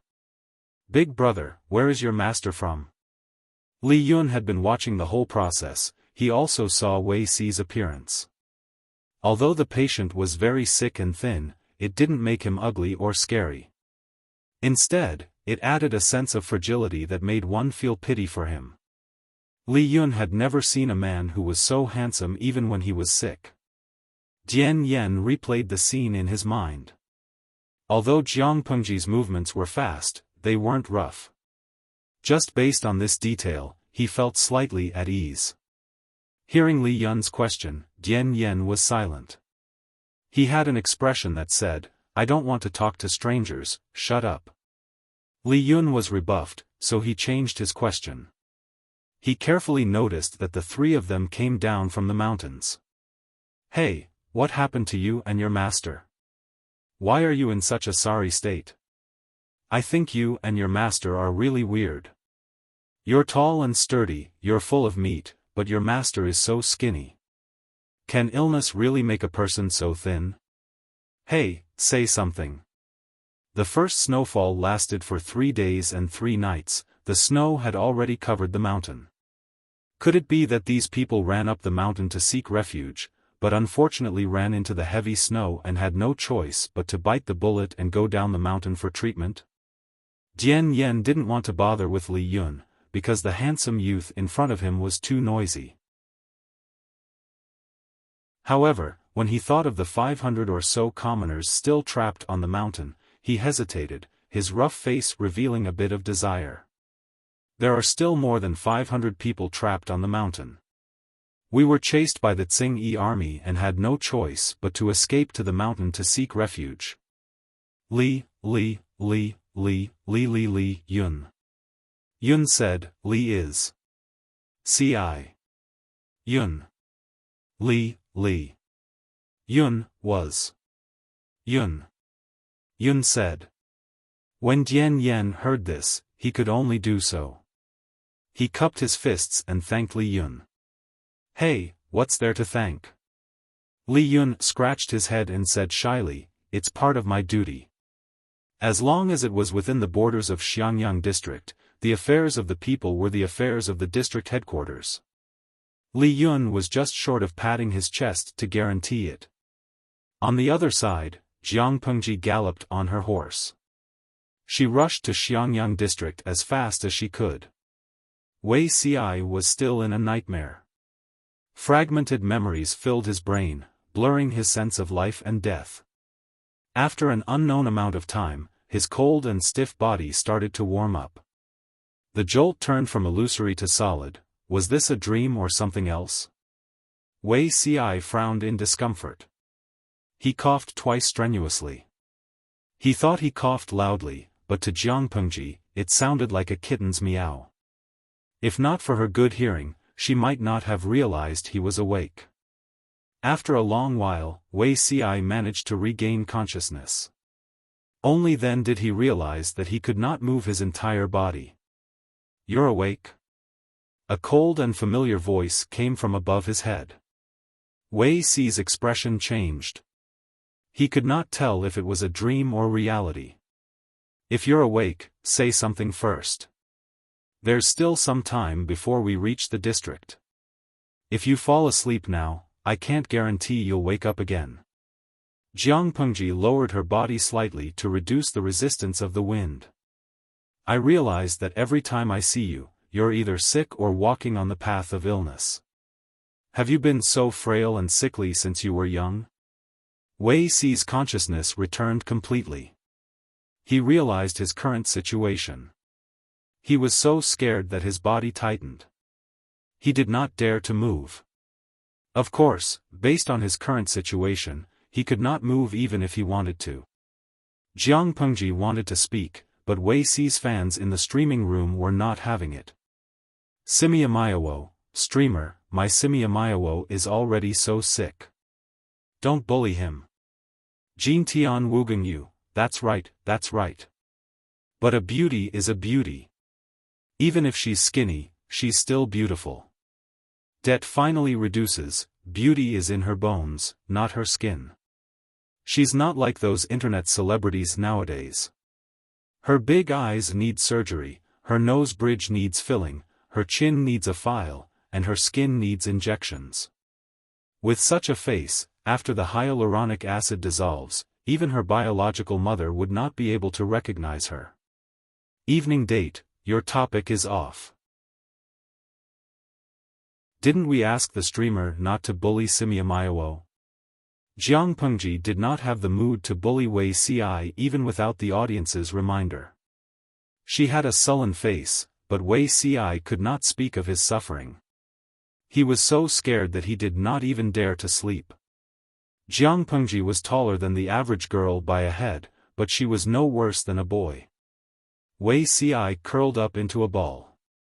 He became so thin and weak that he could really nestle in her arms. Coupled with her movements, their current posture was a little subtle. Wei Ci's face was facing her chest. This was a little awkward. Wei Ci's cheeks were a little red. It was okay when he was unconscious, but now that he was slightly awake, he wanted to distance himself as far as possible. Why are you moving? Be careful that I throw you off the horse. Jiang Pengji warned him impatiently. Wei Ci held it in for a while before saying, men and women shouldn't touch each other. I don't believe what you said. She sneered coldly. Her words were shocking. Wei Ci was so scared that he did not dare to make a sound. Even his dizzy brain became a little clearer. She said, "You're someone who knows me so well. Are you sure that our relationship really stops at the bottom line of shouldn't touch each other when giving or receiving something?" She did not know what Wei Ci had experienced, but his reaction and the existence of the system allowed her to imagine a lot.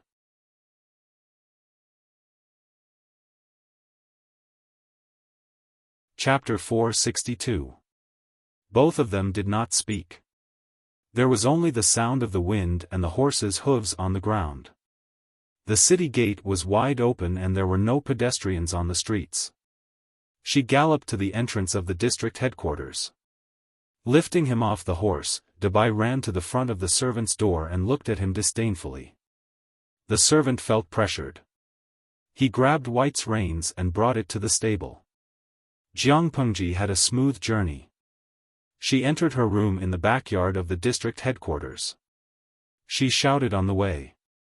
Go get the doctor. There were no skilled doctors in Xiangyang district, but they hired a few later. Jiang Pengji even allocated a medical center for them. They could take in apprentices and be the in-house doctors.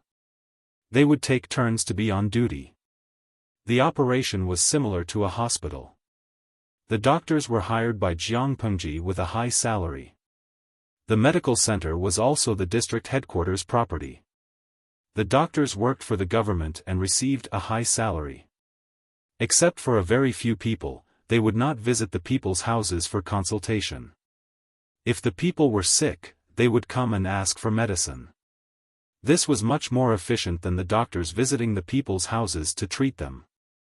The servants in the district headquarters heard this and quickly sent someone to invite the doctor who was on day off. Jiang Pengji used her leg to open the door and placed Wei Ci on the bed. She started a few charcoal pots and the room became warm quickly. Takshu rushed over when she heard the news. She was almost scared to death by the strange man on Jiang Pengji's bed. She stammered, Lang Jun, this is a good friend. I met him when I went hunting today. He's very sick. Jiang Pengji said indifferently, get someone to bring some hot water and prepare some clean and warm clothes. Although Wei Ci was thin, his frame was the standard of a normal man. He was wider than Jiang Pengji. But he was so thin that he could barely fit Jiang Pengji's clothes. After a while, the doctor who was on day off rushed over with a medical box. He first greeted Jiang Pengji, then sat down and checked Wei Ci's pulse. The doctors Jiang Pengji hired were all capable and worthy of the salary she paid. In a short while, the doctor had figured out Wei Ci's condition. He won't die, right? Jiang Pengji asked. Wei Ci, who was pretending to be dead, raised his eyebrows.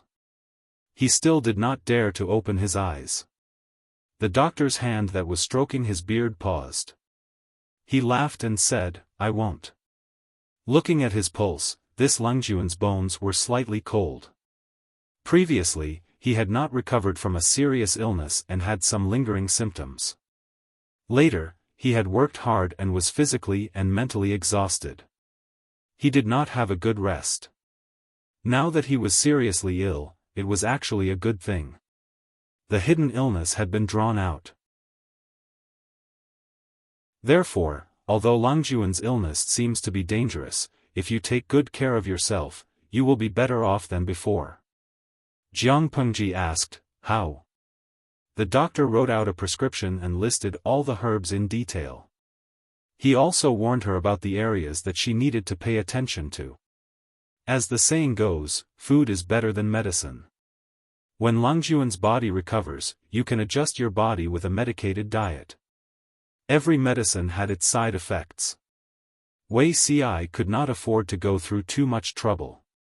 Jiang Pengji said, it's good to eat nutritious food. It can also make people fatter. He asked someone to take the prescription to the clinic and get the medicine. A maid came in with a few basins of hot water. Suddenly, the live stream viewers had an ominous feeling. With a clap, the screen went dark. No, she turned off the live stream. The viewers were all dumbfounded. Jiang Pengji stretched her hand to Wei Ci's waist and prepared to pull off the belt. You. Wei Ci could not bear it anymore. He suddenly opened his eyes. He raised his hand and wanted to stop her, but it was difficult for him to even speak, let alone stop Jiang Pengji. Don't worry. Who would like that body of yours? Jiang Pengji said disdainfully, this is the inner court. There are no other men except me. Are you planning to let other maids help you wipe? You have to get my permission, right? TSK, I didn't expect you to have such thoughts. Although Wei Ci was skinny, he was still an adult man. Ordinary maids could not help him. Otherwise, she would not have done it. Wei Ci's cheeks were flushed with anger. I didn't, okay, I got it. Don't move. Jiang Pengji did not even blink. She removed his clothes quickly and made him sit up and lean against her. She used a hot towel to wipe him. Seeing his upper body clearly, Jiang Pengji could not help but sigh. He was so skinny that only his bones were left. His ribs could be seen. After wiping him with hot water, he changed into new clothes. It was warmer this way.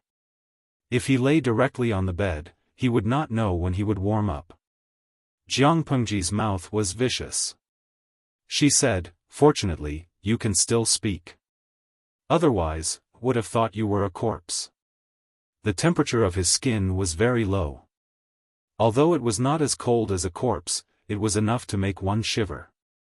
Wei Ci was extremely embarrassed and annoyed. He simply closed his eyes and allowed her to help him change into a brand new inner garment and a thick woolen shirt. Compared to the bone-piercing cold just now, he slowly felt the warmth. He could also slowly feel his limbs. After a while, 2 basins of hot water were changed. Wei Ci's pale face was stained with blood. Seeing his behavior, Jiang Pengji crossed her arms in front of her chest and said, why are you so shy? In terms of figure, you don't look much better. You're so skinny that only your bones are left. What do you think I will do to you? You don't have to look like a little wife who has been molested. He looked aggrieved and made her look like a beast. Lang Jun, the medicine is ready. Takshu's voice came from outside the room. Jiang Pengji sat by the bed. Hearing the voice, she raised her head and said calmly, come in.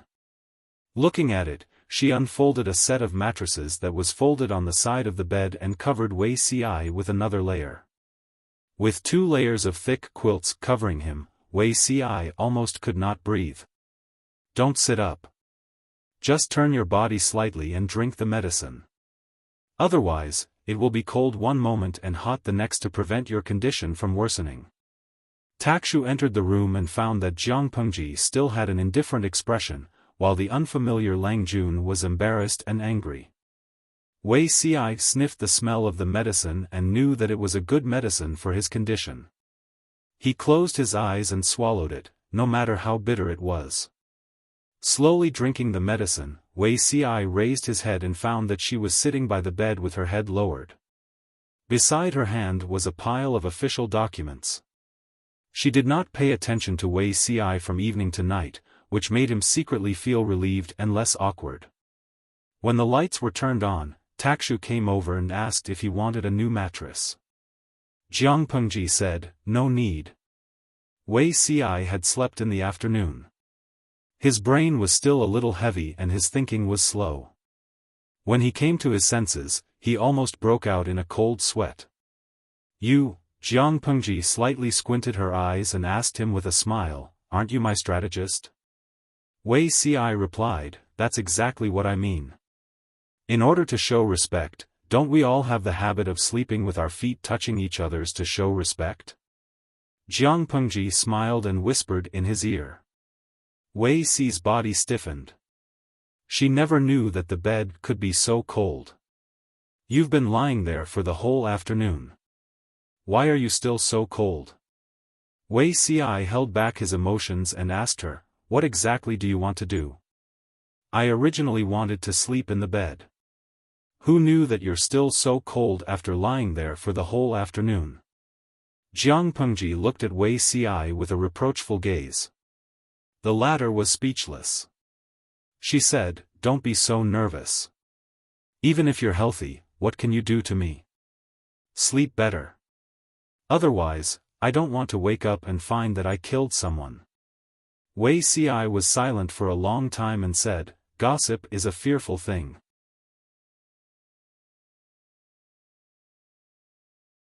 Chapter 463. Wuxia was silent. Of course, he knew how capricious the person in front of him was. Reputation was not essential to her. You have to restore your original identity after all. If what happened tonight gets out, it will be bad for your reputation. Wuxia tried hard to suppress the urge to tremble. He secretly bit the tip of his tongue and used the pain to suppress his body's instinctive fear. Why was he afraid? It was not only because of the trauma in his previous life. In this life, he was more afraid that she would find clues and see him as a monster. Jiang Pengji pretended not to understand. "Isn't it a good thing to sleep with one's official?" Wuxia took a deep breath. He had dealt with the person beside him for many years. His rationality told him that the more agitated he was, the easier it was to fall into her trap. Including the so-called sleeping with one's feet on top of another action today. It was either a spur-of-the-moment thing or she had another trap. He had to treat it with utmost attention. "Girl, you must be joking." Wuxia directly pointed out her gender. "You can't dress as a man all your life. You have to restore your identity one day. Even if our relationship tonight is innocent, it will still stain your reputation if it is used as a topic of discussion. Why don't you pay attention to this?" Jiang Pengji clicked her tongue. "I don't care about this intangible thing, but you care about it." To the common people, whoever gave them benefits was a good person, and that person was worthy of their praises. On the contrary, if anyone violates their interests, no matter how well they have done, they will not hesitate to turn against them. Do you think I need the reputation given by these ignorant people? TSK, I don't care. What good reputation or bad reputation? In Jiang Pengji's view, it was more like an invisible shackle imposed on her. Wuxia sighed in his heart. He should have understood that even if the beginning was different, Her Majesty's essence was still the same. I don't care about this empty reputation. A person's life is 100 years, and only a pile of bones will be left behind. Wuxia felt it was a little magical that he could actually talk to this person calmly, but the location was not very good. But Ci cares about your reputation. Almost by coincidence, Wuxia said the truth that was buried in the bottom of his heart and had never been revealed. However, as soon as the words left his mouth, an indescribable sense of crisis rushed straight into his brain from the soles of his feet. Feeling the slender and fair hand on his neck, Wuxi's lips curled into a bitter smile. Did he realize that there was something wrong with him and thought that he was a monster, so he wanted to kill him? At this moment, Wei Ci did not feel any fear. His wildly beating heart also returned to its usual speed. Jiang Pengji asked in her usual calm tone, "Are you really Wei Ci, Wei Zixiao?" Wei Ci replied, "Yes, it's the real deal." After a while, Jiang Pengji did not break his neck. Instead, she said with interest, "Interesting." At first, he had only suspected that the other party was a little abnormal, but now, he was completely certain of it. Interesting? Wei Ci shuddered, but immediately felt that this was the reaction that His Majesty should have. If an ordinary person knew that someone had reincarnated and knew their future, their first reaction would be fear, and they might even want to eliminate them. But to Her Majesty, this matter was the catalyst that aroused her interest. "Don't you already know that I?" Wei Ci could not control his tongue. "What do you want to know?" Jiang Pengji glanced at him and said, "There's no need. I don't want to know." If he had only suspected it at first, then he was completely sure tonight. "Why?" Wei Ci asked. Jiang Pengji snorted. "It's like you're reading a story. You've only read the beginning and you've just gotten a little interested, but someone suddenly jumps out and tells you the ending of the story. The good guy in the story is actually a bad guy in disguise. Would you thank the talkative person or want to slap him to death?" Wei Ci was speechless. That made sense. He was speechless. Jiang Pengji moved her hand away, turned over, and lay on the bed. Another example: if you use your pocket money to buy a game that you have been looking forward to for a long time, and an idiot jumps out and tells you the hidden Easter eggs and strategy to clear each level of the game, turning all the unknown into known. Will you thank this person for giving you the strategy guide, or will you pick up a kitchen knife and hack him to death?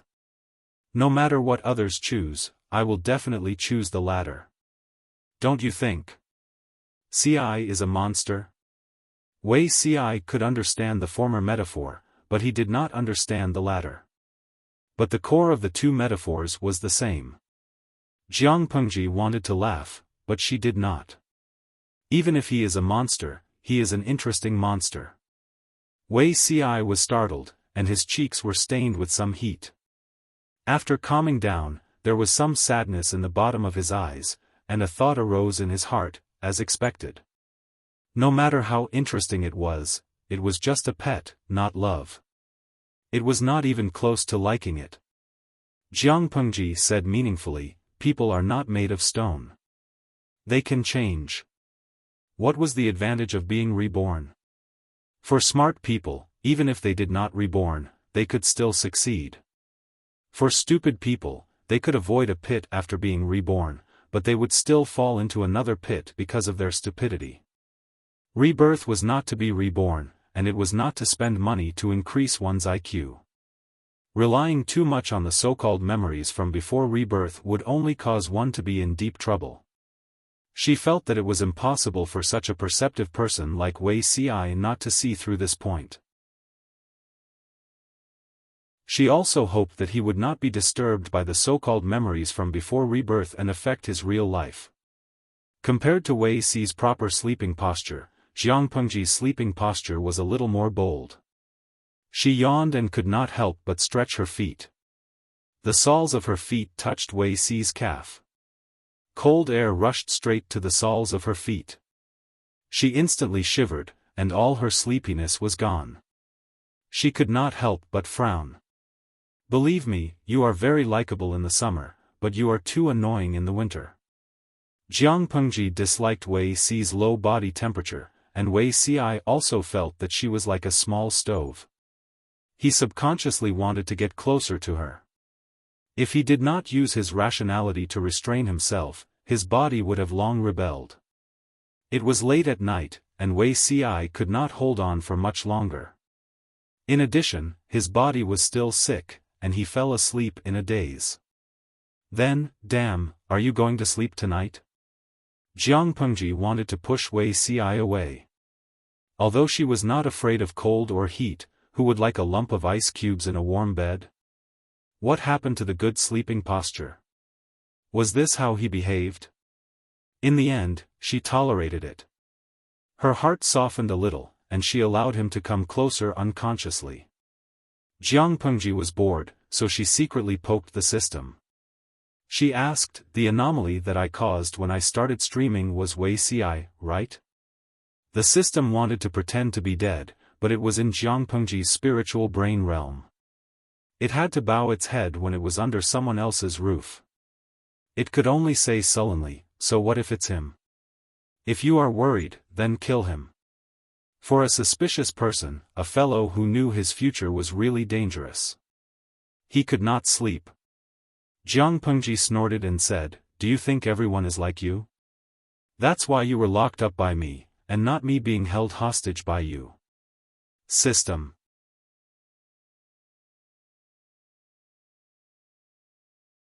Chapter 464.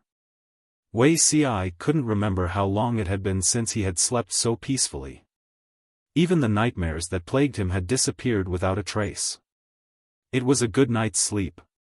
When he woke up, it was already late in the morning. His side was still warm. It was as if the person beside him had just woken up.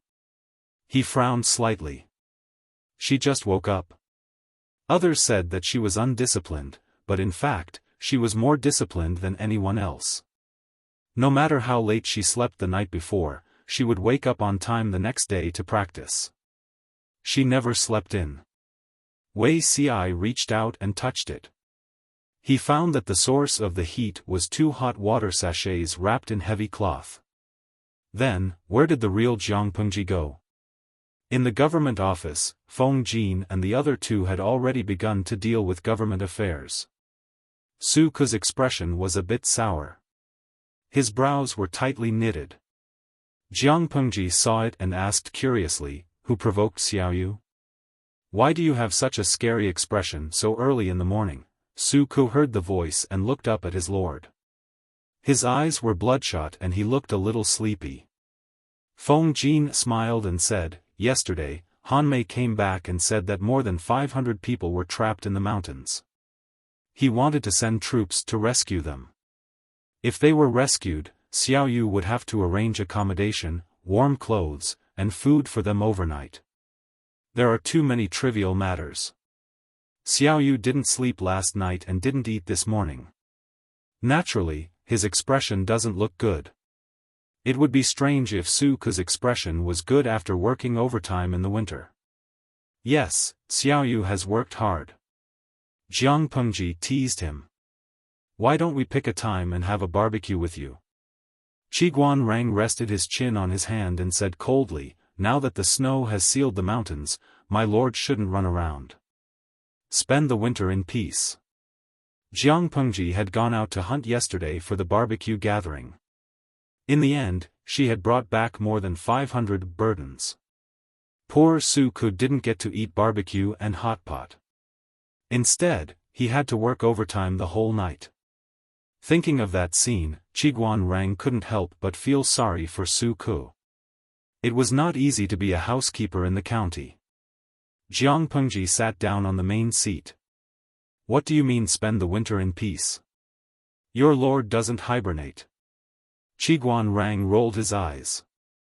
"I heard that my lord carried a person and galloped all the way from outside the city to the district headquarters." Office gossip. Su Ke and Feng Jin seemed to be doing their jobs seriously, but in fact, they were secretly listening. They wanted to know who that person was. Seeing how his lord valued him so much, the other party couldn't be an ordinary person. Jiang Pengji admitted it openly. "Yes, I thought that the strange man died of illness. There's no one on the street, so we won't bump into any commoners." Su Ke showed a surprised expression. There was something wrong with this scene. Su Ke knew very well what kind of person his lord was. It wouldn't be an exaggeration to say that she was cold-hearted. If it wasn't someone very important or a good friend, she wouldn't even bother to pay attention to them. Who exactly was the person she had saved? Not only him, but the other two were also very curious. Jiang Pengji raised her eyebrows and said calmly, "What's with your expressions? I'm just a little curious about who that person is. Is he a close friend of the Lord, or, other than Wenjing, Huayu and Xiaoyu should know him? This is Master Yuanjing's disciple, Wei Ci, Wei Zixiao." Jiang Pengji did not hide anything. She said directly, "But he's very sick now. He can't even get out of bed. I'm afraid he'll have to rest for a while before he gets better.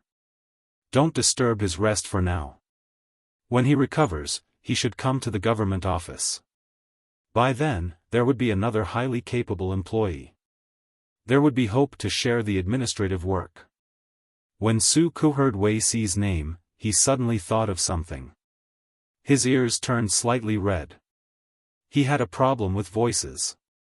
He had a deep memory for a pleasant voice. Wei Ci was one of them. Feng Jin and Wei Ci had first met many years ago at Ji Shan's hot spring. They could be considered to have met once. Qiguan Rang was more worried. What if Wei Ci was not easy to get along with and destroyed the internal unity? Master Yuanjing's disciple. Wei Ci had enough capital to be proud of his identity. Thinking of this, Qiguan Rang secretly frowned. He planned to ask Feng Jin and Su Ku in private to be mentally prepared. Feng Jin and Su Ku could understand Qiguan Rang's worry.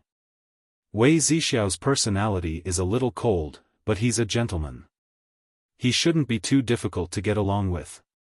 Feng Jin and Wei Ci had only met a few times. They didn't have a deep conversation, so their understanding was limited. In comparison, Su Ku knew a little more, but it was only superficial knowledge. It couldn't be considered a true understanding. Qiguan Rang sighed and said, "Looks like we have to wait for his condition to improve before we observe him." With Li Yun's hard work, more than 500 people who were trapped in the deep mountains were safely rescued.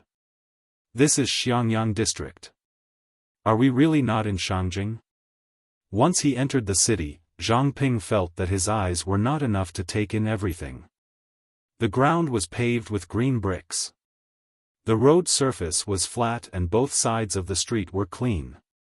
Not only that, there were things labeled as trash cans at intervals on the street. Occasionally, people would go out to the streets. Looking at them, they didn't seem to be wearing much.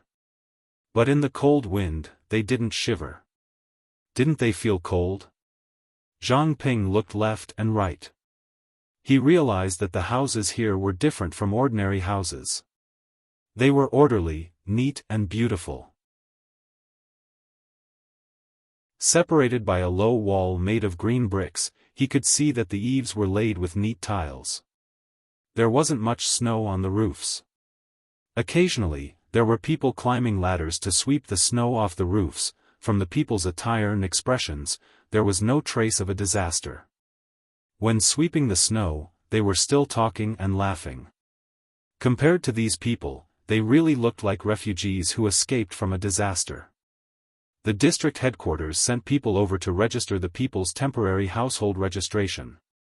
Zhang Ping blended in with the crowd and heard a familiar shout from outside. Was it Dian Yan? Where was Zixiao now? Zhang Ping searched for him. Li Yun also noticed the commotion here and came over to ask. Li Yun glanced at Zhang Ping and asked, "Brother Dian, is this the other teacher you're looking for?" Zhang Ping's current image was a little pitiful. But his facial features were regular and his eyes were clear. One look and you could tell that he was a magnanimous and upright gentleman. Dian Yan nodded and took the initiative to tell Zhang Ping, "Mr. Zixiao has been taken to see a doctor. He'll be back when his condition is better." Zhang Ping's brows twitched. Why did Dian Yan's words sound so strange? Dian Yan said, "Mr. Shiheng, the wind here is strong and cold. Let's go back first." Go back where? Zhang Ping turned his head to look behind him. Didn't they say that they would only be arranged accommodation after registering the temporary household registration? Li Yun smiled and explained to him, "The Lord has already made arrangements. The two of you don't have to live together with the people." They weren't familiar with the roads in the district city. Li Yun took the initiative to lead the way. Naturally, they couldn't ask for more. But the more they walked, the more Zhang Ping felt that something was wrong. This shouldn't be a place for the ordinary people, right?" he asked. "Of course not," Li Yun replied and didn't continue.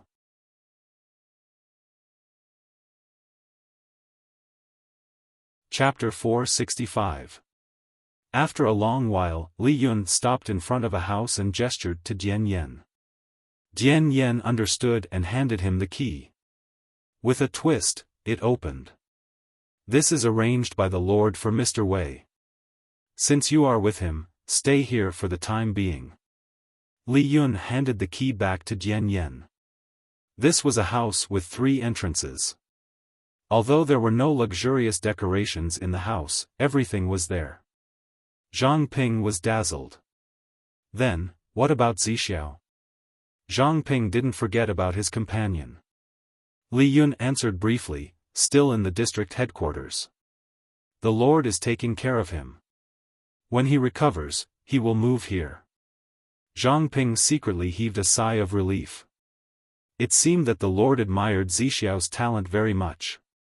That was why she arranged it so meticulously. Li Yun was a meticulous person.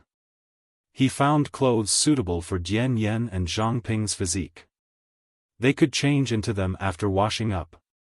However, there were no servants in the house. They had to do things like chopping firewood and lighting the fire themselves. Before leaving, Li Yun left a few taels of silver. If they were hungry later, they could find food on the streets. "It's unbelievable," Zhang Ping watched Li Yun leave. Looking around the house, he still felt like he was dreaming. After a while, he and Jian Yen huddled around the charcoal brazier to keep warm.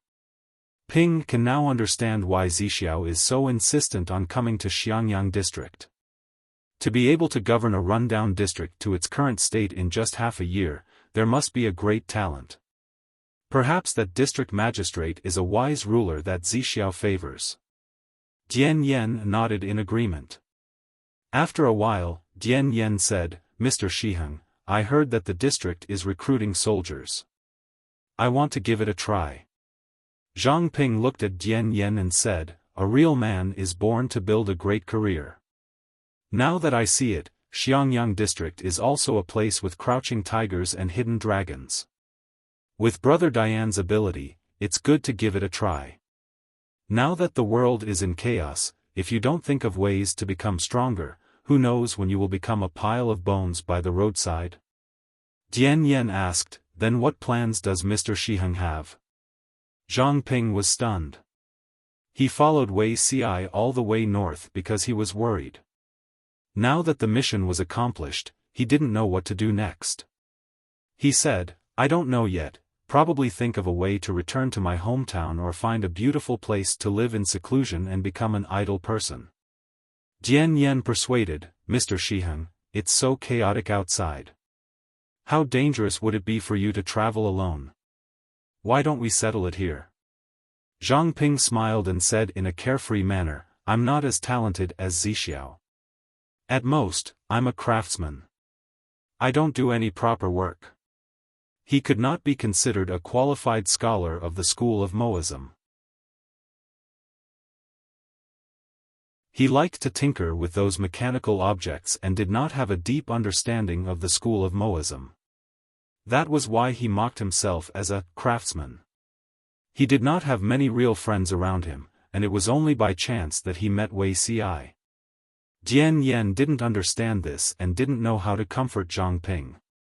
Whether it was Mr. Zixiao or Mr. Shiheng, to Jian Yen, they were both good people, and good people should be rewarded. This winter was destined to be an important turning point in the history of the future. In November, Dongqing, Zhongzhou, Beiyuan, and Xichang were unable to provide aid in time. The 4 factions of Nanman attacked the capital of Nansheng and fought a bloody battle. After besieging the capital for 2 months, the four factions of Nanman completely conquered the capital of Sheng. Nansheng was destroyed. The kings of the four factions of Nanman gave the order to massacre and allowed the soldiers to kill in the imperial city for a day and a night.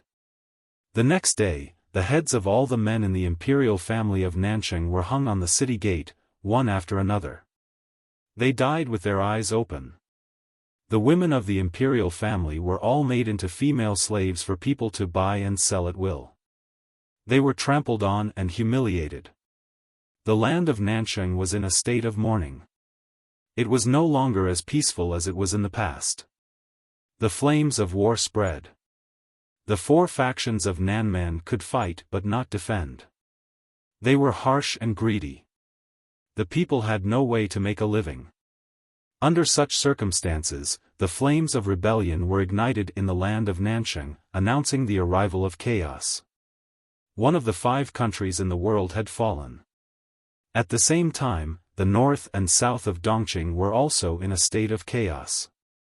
The north became the battlefield of the Tsing-Yi army and the Red Lotus group. In the south, Prince Changshu relied on his military strength to confront the imperial family of Dongqing across the river.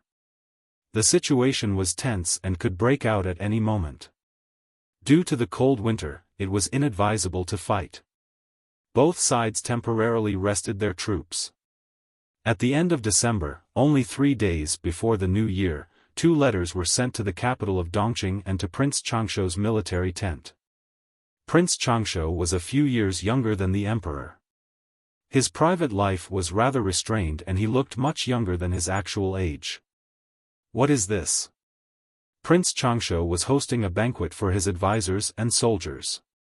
A messenger hurriedly came in with a letter. The messenger said, "This letter was shot into the military tent with an arrow." Did someone secretly report to him? Or did an aristocratic family in Chenzhou want to rely on him and use this method to send a letter? Prince Changshu thought about it for a while. He raised his hand and asked the messenger to present the letter. He tore open the envelope and took out the neatly folded bamboo paper. Using bamboo paper as a letter to send a letter? How extravagant! Prince Changshu snorted softly. As he read the letter, he invited his advisors and soldiers to eat and drink. He read the letter with a smile. Many people were also secretly paying attention to his expression and guessing the contents of the letter. But, when he read the contents of the letter clearly, the curve of Prince Changshu's lips became lower and lower. In the end, he even glared angrily. His anger rose. Prince Changshu slammed his palm on the table. His palm turned red at a speed visible to the naked eye. Just listening to the sound made his hand hurt. "Your Highness, what happened?" The number 1 advisor in the tent stepped out and asked. If it was in the past, Prince Changshu would definitely treat him with courtesy and put on a show of harmony between the ruler and his subject. Now, however, he was not in the mood to do so. With a whoosh, he stood up from his seat and did not even look at the strategist. Holding the letter, he walked past him and ordered the messenger, "Go find out who sent this letter." Everyone in the tent looked at each other. Some people secretly mocked the advisor who rushed to slap his face, while others were curious about what was written in the letter that made Prince Changshu lose his composure. In the past, no matter how serious the matter was, Prince Changshu would always maintain his virtuous king demeanor of being courteous to the wise and humble. He would rely on and trust that advisor. Now, he had slapped his face in front of everyone, which made people feel good. The advisor only felt his cheeks burning. He was extremely embarrassed and secretly clenched his fists. He pretended that nothing happened and sat back in his seat. But the mocking and disdainful eyes around him did not decrease. Prince Changshu calmed himself down and regained his senses. Only then did he realize that his actions just now had offended the advisor in his tent. But now, he was not in the mood to comfort or apologize. He was the ruler. If he had to lower himself to apologize and comfort his subordinates just because they threw a little tantrum, it would be too unreasonable. Prince Changshu lost his usual rationality. He could not help but take out the letter and read it again. There was nothing written inside. There was only a string of birth characters and the words, Lu Shi's daughter of a concubine. Prince Changshu would never forget this string of birth characters even if he died. In the end, the messenger did not find the person who sent the letter. Prince Changshu's memory returned to the past. That year, the apricot flower rain was extremely beautiful. He thought that he could spend the rest of his life with his lover. Even if this woman was once his sister-in-law, but what did it matter?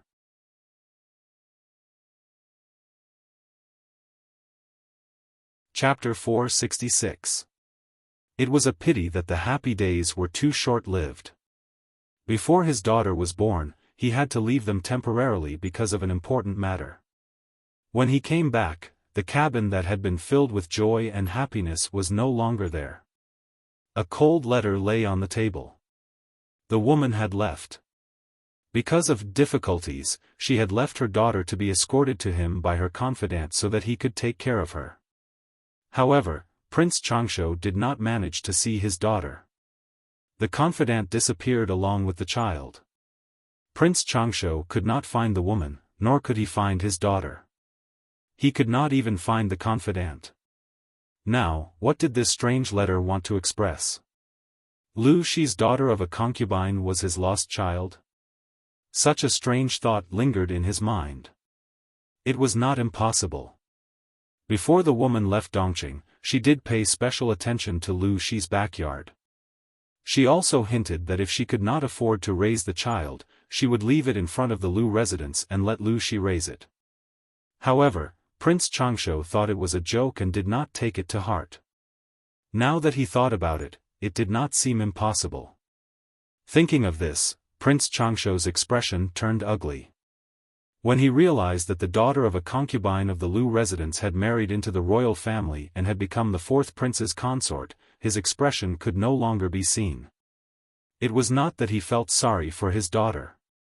In fact, his expectations for his daughter were built on the foundation of his daughter's mother. Without that woman, his so-called daughter was dispensable to him. The reason why his expression changed was because he was afraid that Lu Huan's existence would delay his important matters. Lu Shi raised Lu Huan and sent her off with 10 miles of red dowry. He had arranged such a good marriage for her. Obviously, he did not doubt his daughter's bloodline and even loved her dearly. If at this time, someone spread the news that Lu Huan's biological father was not Lu Shi but him, how would Lu Shi react? Prince Changshu put himself in his shoes. He felt that he would probably vent his anger on her.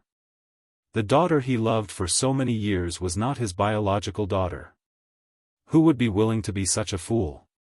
Which man could endure such humiliation? Dongqing had 6 states and 21 counties. Lu Shi monopolized Chongzhou and secretly held onto Hu County's rice. Even if he could not use such a strong ally, he could not completely lean towards the royal family. Prince Changshu had no reason not to worry. Prince Changshu narrowed his eyes, a murderous glint in his eyes. Regardless of whether the contents of the letter were true or false, he could not take the risk. The best way was to assassinate Lu Huan in secret so that there would be no evidence. Although it was a pity, he and Lu Zheng had never met before, so there was no father-daughter relationship between the two of them. Every man for himself, and heaven and earth destroy him.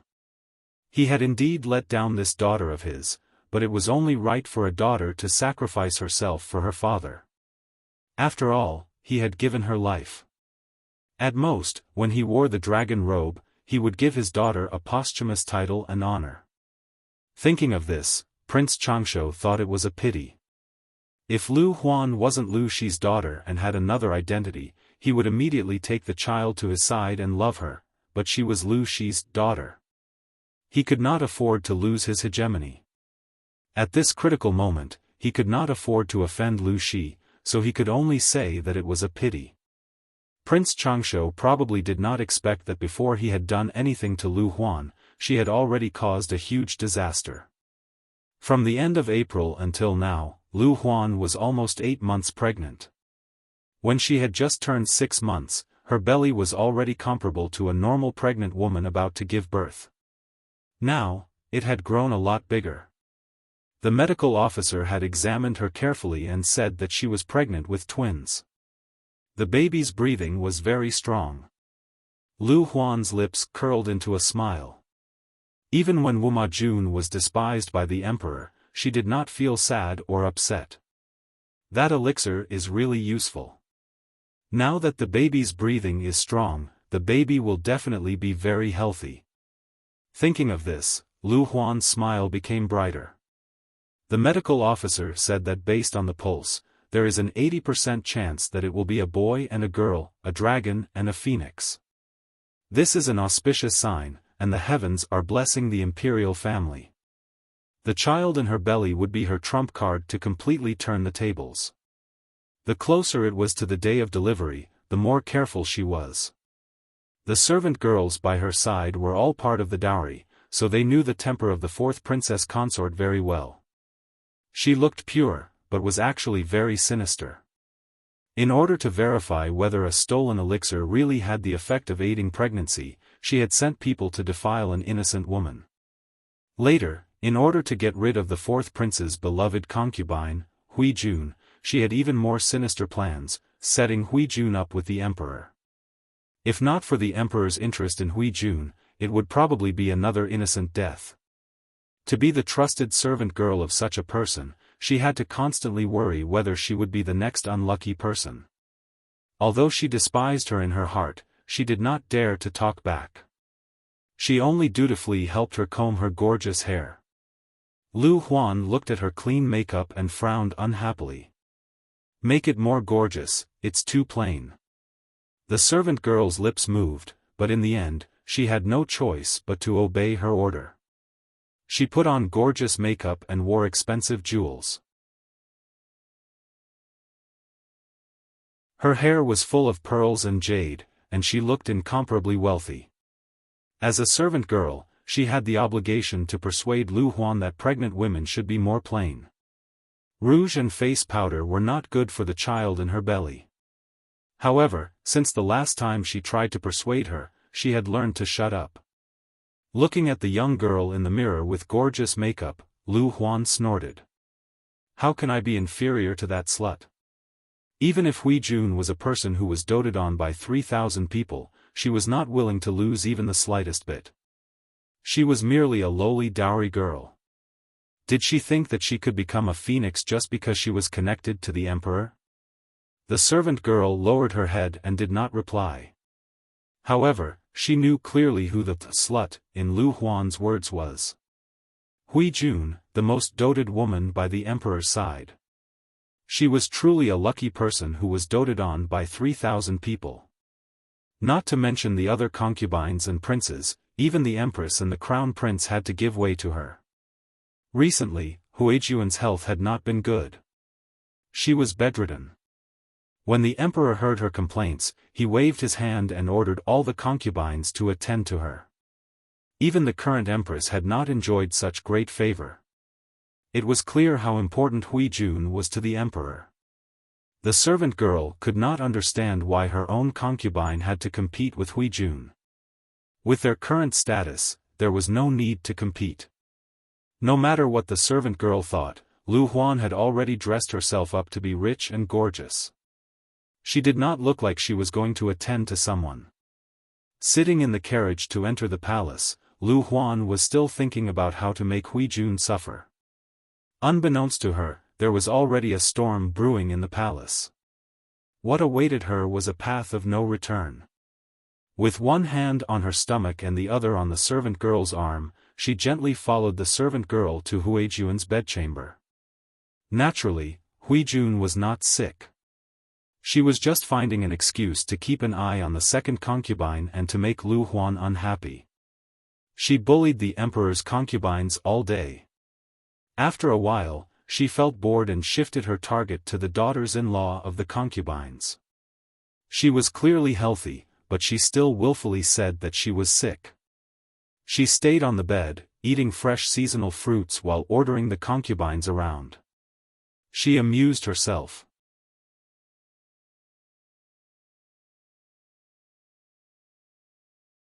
Chapter 467.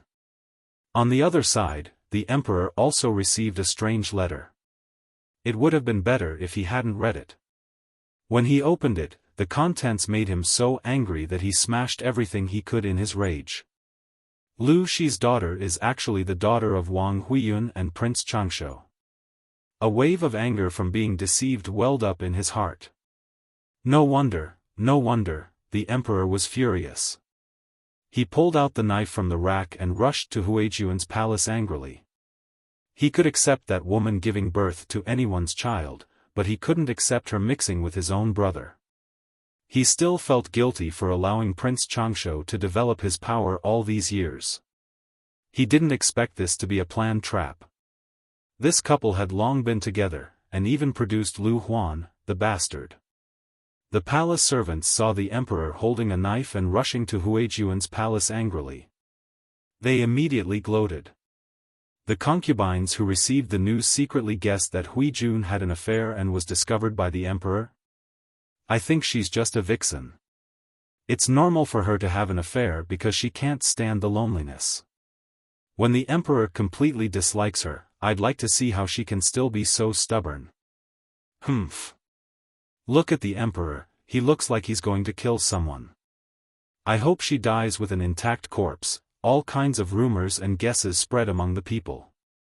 Unfortunately, the actual development was too different from the picture in their minds. Not only was Huijun not hacked to death by the emperor's knife, she even protected Lu Huan, who was frightened by the emperor's imposing manner, and stopped the furious emperor. Emperor, what are you doing? Do you really want to spread the news that you killed your daughter-in-law? The emperor looked at Huijun's face and felt sorry for her kindness, but he was also angry at Lu Huan's existence. Jun, get out of my way. How could Huijun be willing? Lu Huan's child had not even been born yet. If she died now, how could they watch the drama that followed? The medical officer who took Lu Huan's pulse was Huijun's person. No one knew better than her the condition of Lu Huan's child. While the two were arguing, the frightened Lu Huan held her stomach with a pale face and wailed continuously. Huijun was overjoyed, but she put on a sad face and said, even if the fourth princess consort had a reason to die, the child in her womb is innocent. It is your grandson. Your Highness, I am also a woman who has the opportunity to be a mother. For my sake, please forgive the fourth princess consort for the time being. With Huijun begging for mercy, the enraged emperor could only swallow his anger and order people to send Lu Huan to the side hall to give birth. Huijun heaved a sigh of relief and hurriedly stepped forward. She held Lu Huan's hand and whispered in her ear. If you want to live, you must give birth to this child. This is your last chance to turn things around. Lu Huan's eyes shone with disbelief. She did not believe that Huijun would actually help her. The two of them looked at each other. Lu Huan felt a throbbing pain in her stomach, causing her to have no energy to think about anything else. Basin after basin of bright red water was carried out from the side hall. The emperor's expression was gloomy, and Huijun was secretly prepared to watch a good show. It was unknown whether it was because Lu Huan's body was good, or the effects of the easy pregnancy pill. The birth seemed dangerous, but in less than 2 hours, 2 loud cries came from the side hall. The emperor had just relaxed and the terrified screams of the palace maids and midwives came from the side hall.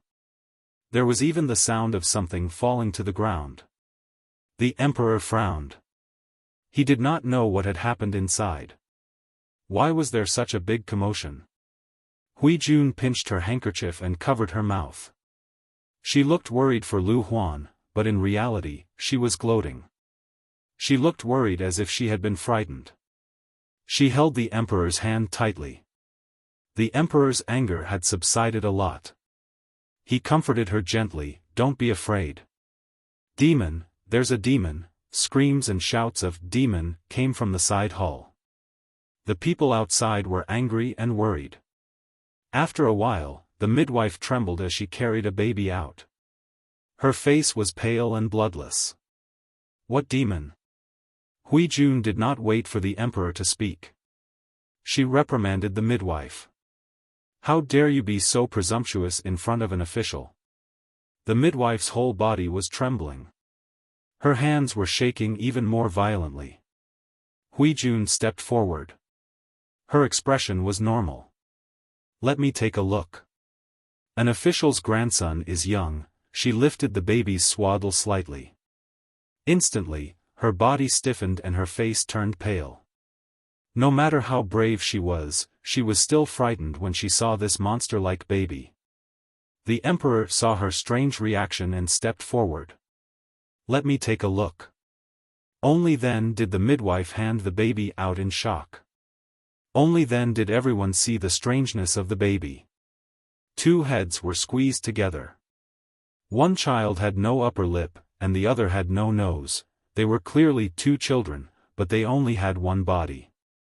Not only that, the body had 4 legs and 4 arms. 8 legs were curled up in the swaddle. Everyone's scalp went numb and they broke out in a cold sweat. Everyone felt as if they had fallen into an ice cellar. How was this a baby? It was clearly a monster. The others screamed in fear. The emperor's reaction was even more direct. His expression was extremely ferocious. He panted like an ox and grabbed the swaddle. Before anyone could react, he threw the sleeping baby to the ground, making a dull sound. The 2 deformed babies did not even have time to scream. Blood was already seeping out of the ground. Huijuan's face was pale. Her eyelids fluttered, and she fell limply to the ground. The emperor was worried about Huijun. He hurriedly said, "Get rid of this demon." Then, he carried her away. The emperor had left, and no one was left to take charge of the situation. No one could shut up the insiders. One could imagine that the news of the 4th princess consort giving birth to a demon would spread throughout the palace in an instant.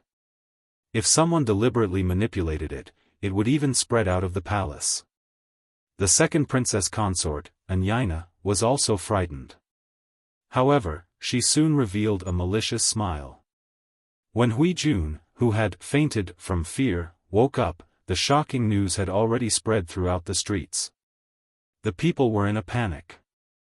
A demon baby had descended from the sky, and the disaster of war had arrived. This was a warning from the heavens. The current emperor had lost his virtue, so the royal family had given birth to a demon. By the time the emperor reacted, the news could no longer be hidden. It became more and more intense, and the rumors became more and more unpleasant. Under such circumstances, more and more aristocratic families surrendered to Prince Changsho. The emperor's temper became more irritable day by day. Fortunately, he had many hostages in his hands. Most aristocratic families did not dare to act rashly, so the situation in the capital was still stable. When the emperor was free, those who might have leaked the secret would be in trouble. They would either be secretly executed or locked up. Even the 2nd princess consort, Anyina, did not get any benefits. The emperor ordered her to stay at home to reflect on herself and recite scriptures. She was not allowed to leave the residence without orders.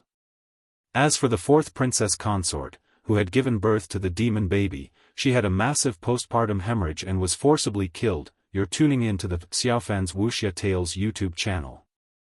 Don't forget to subscribe and join us on this journey to catch the most captivating stories.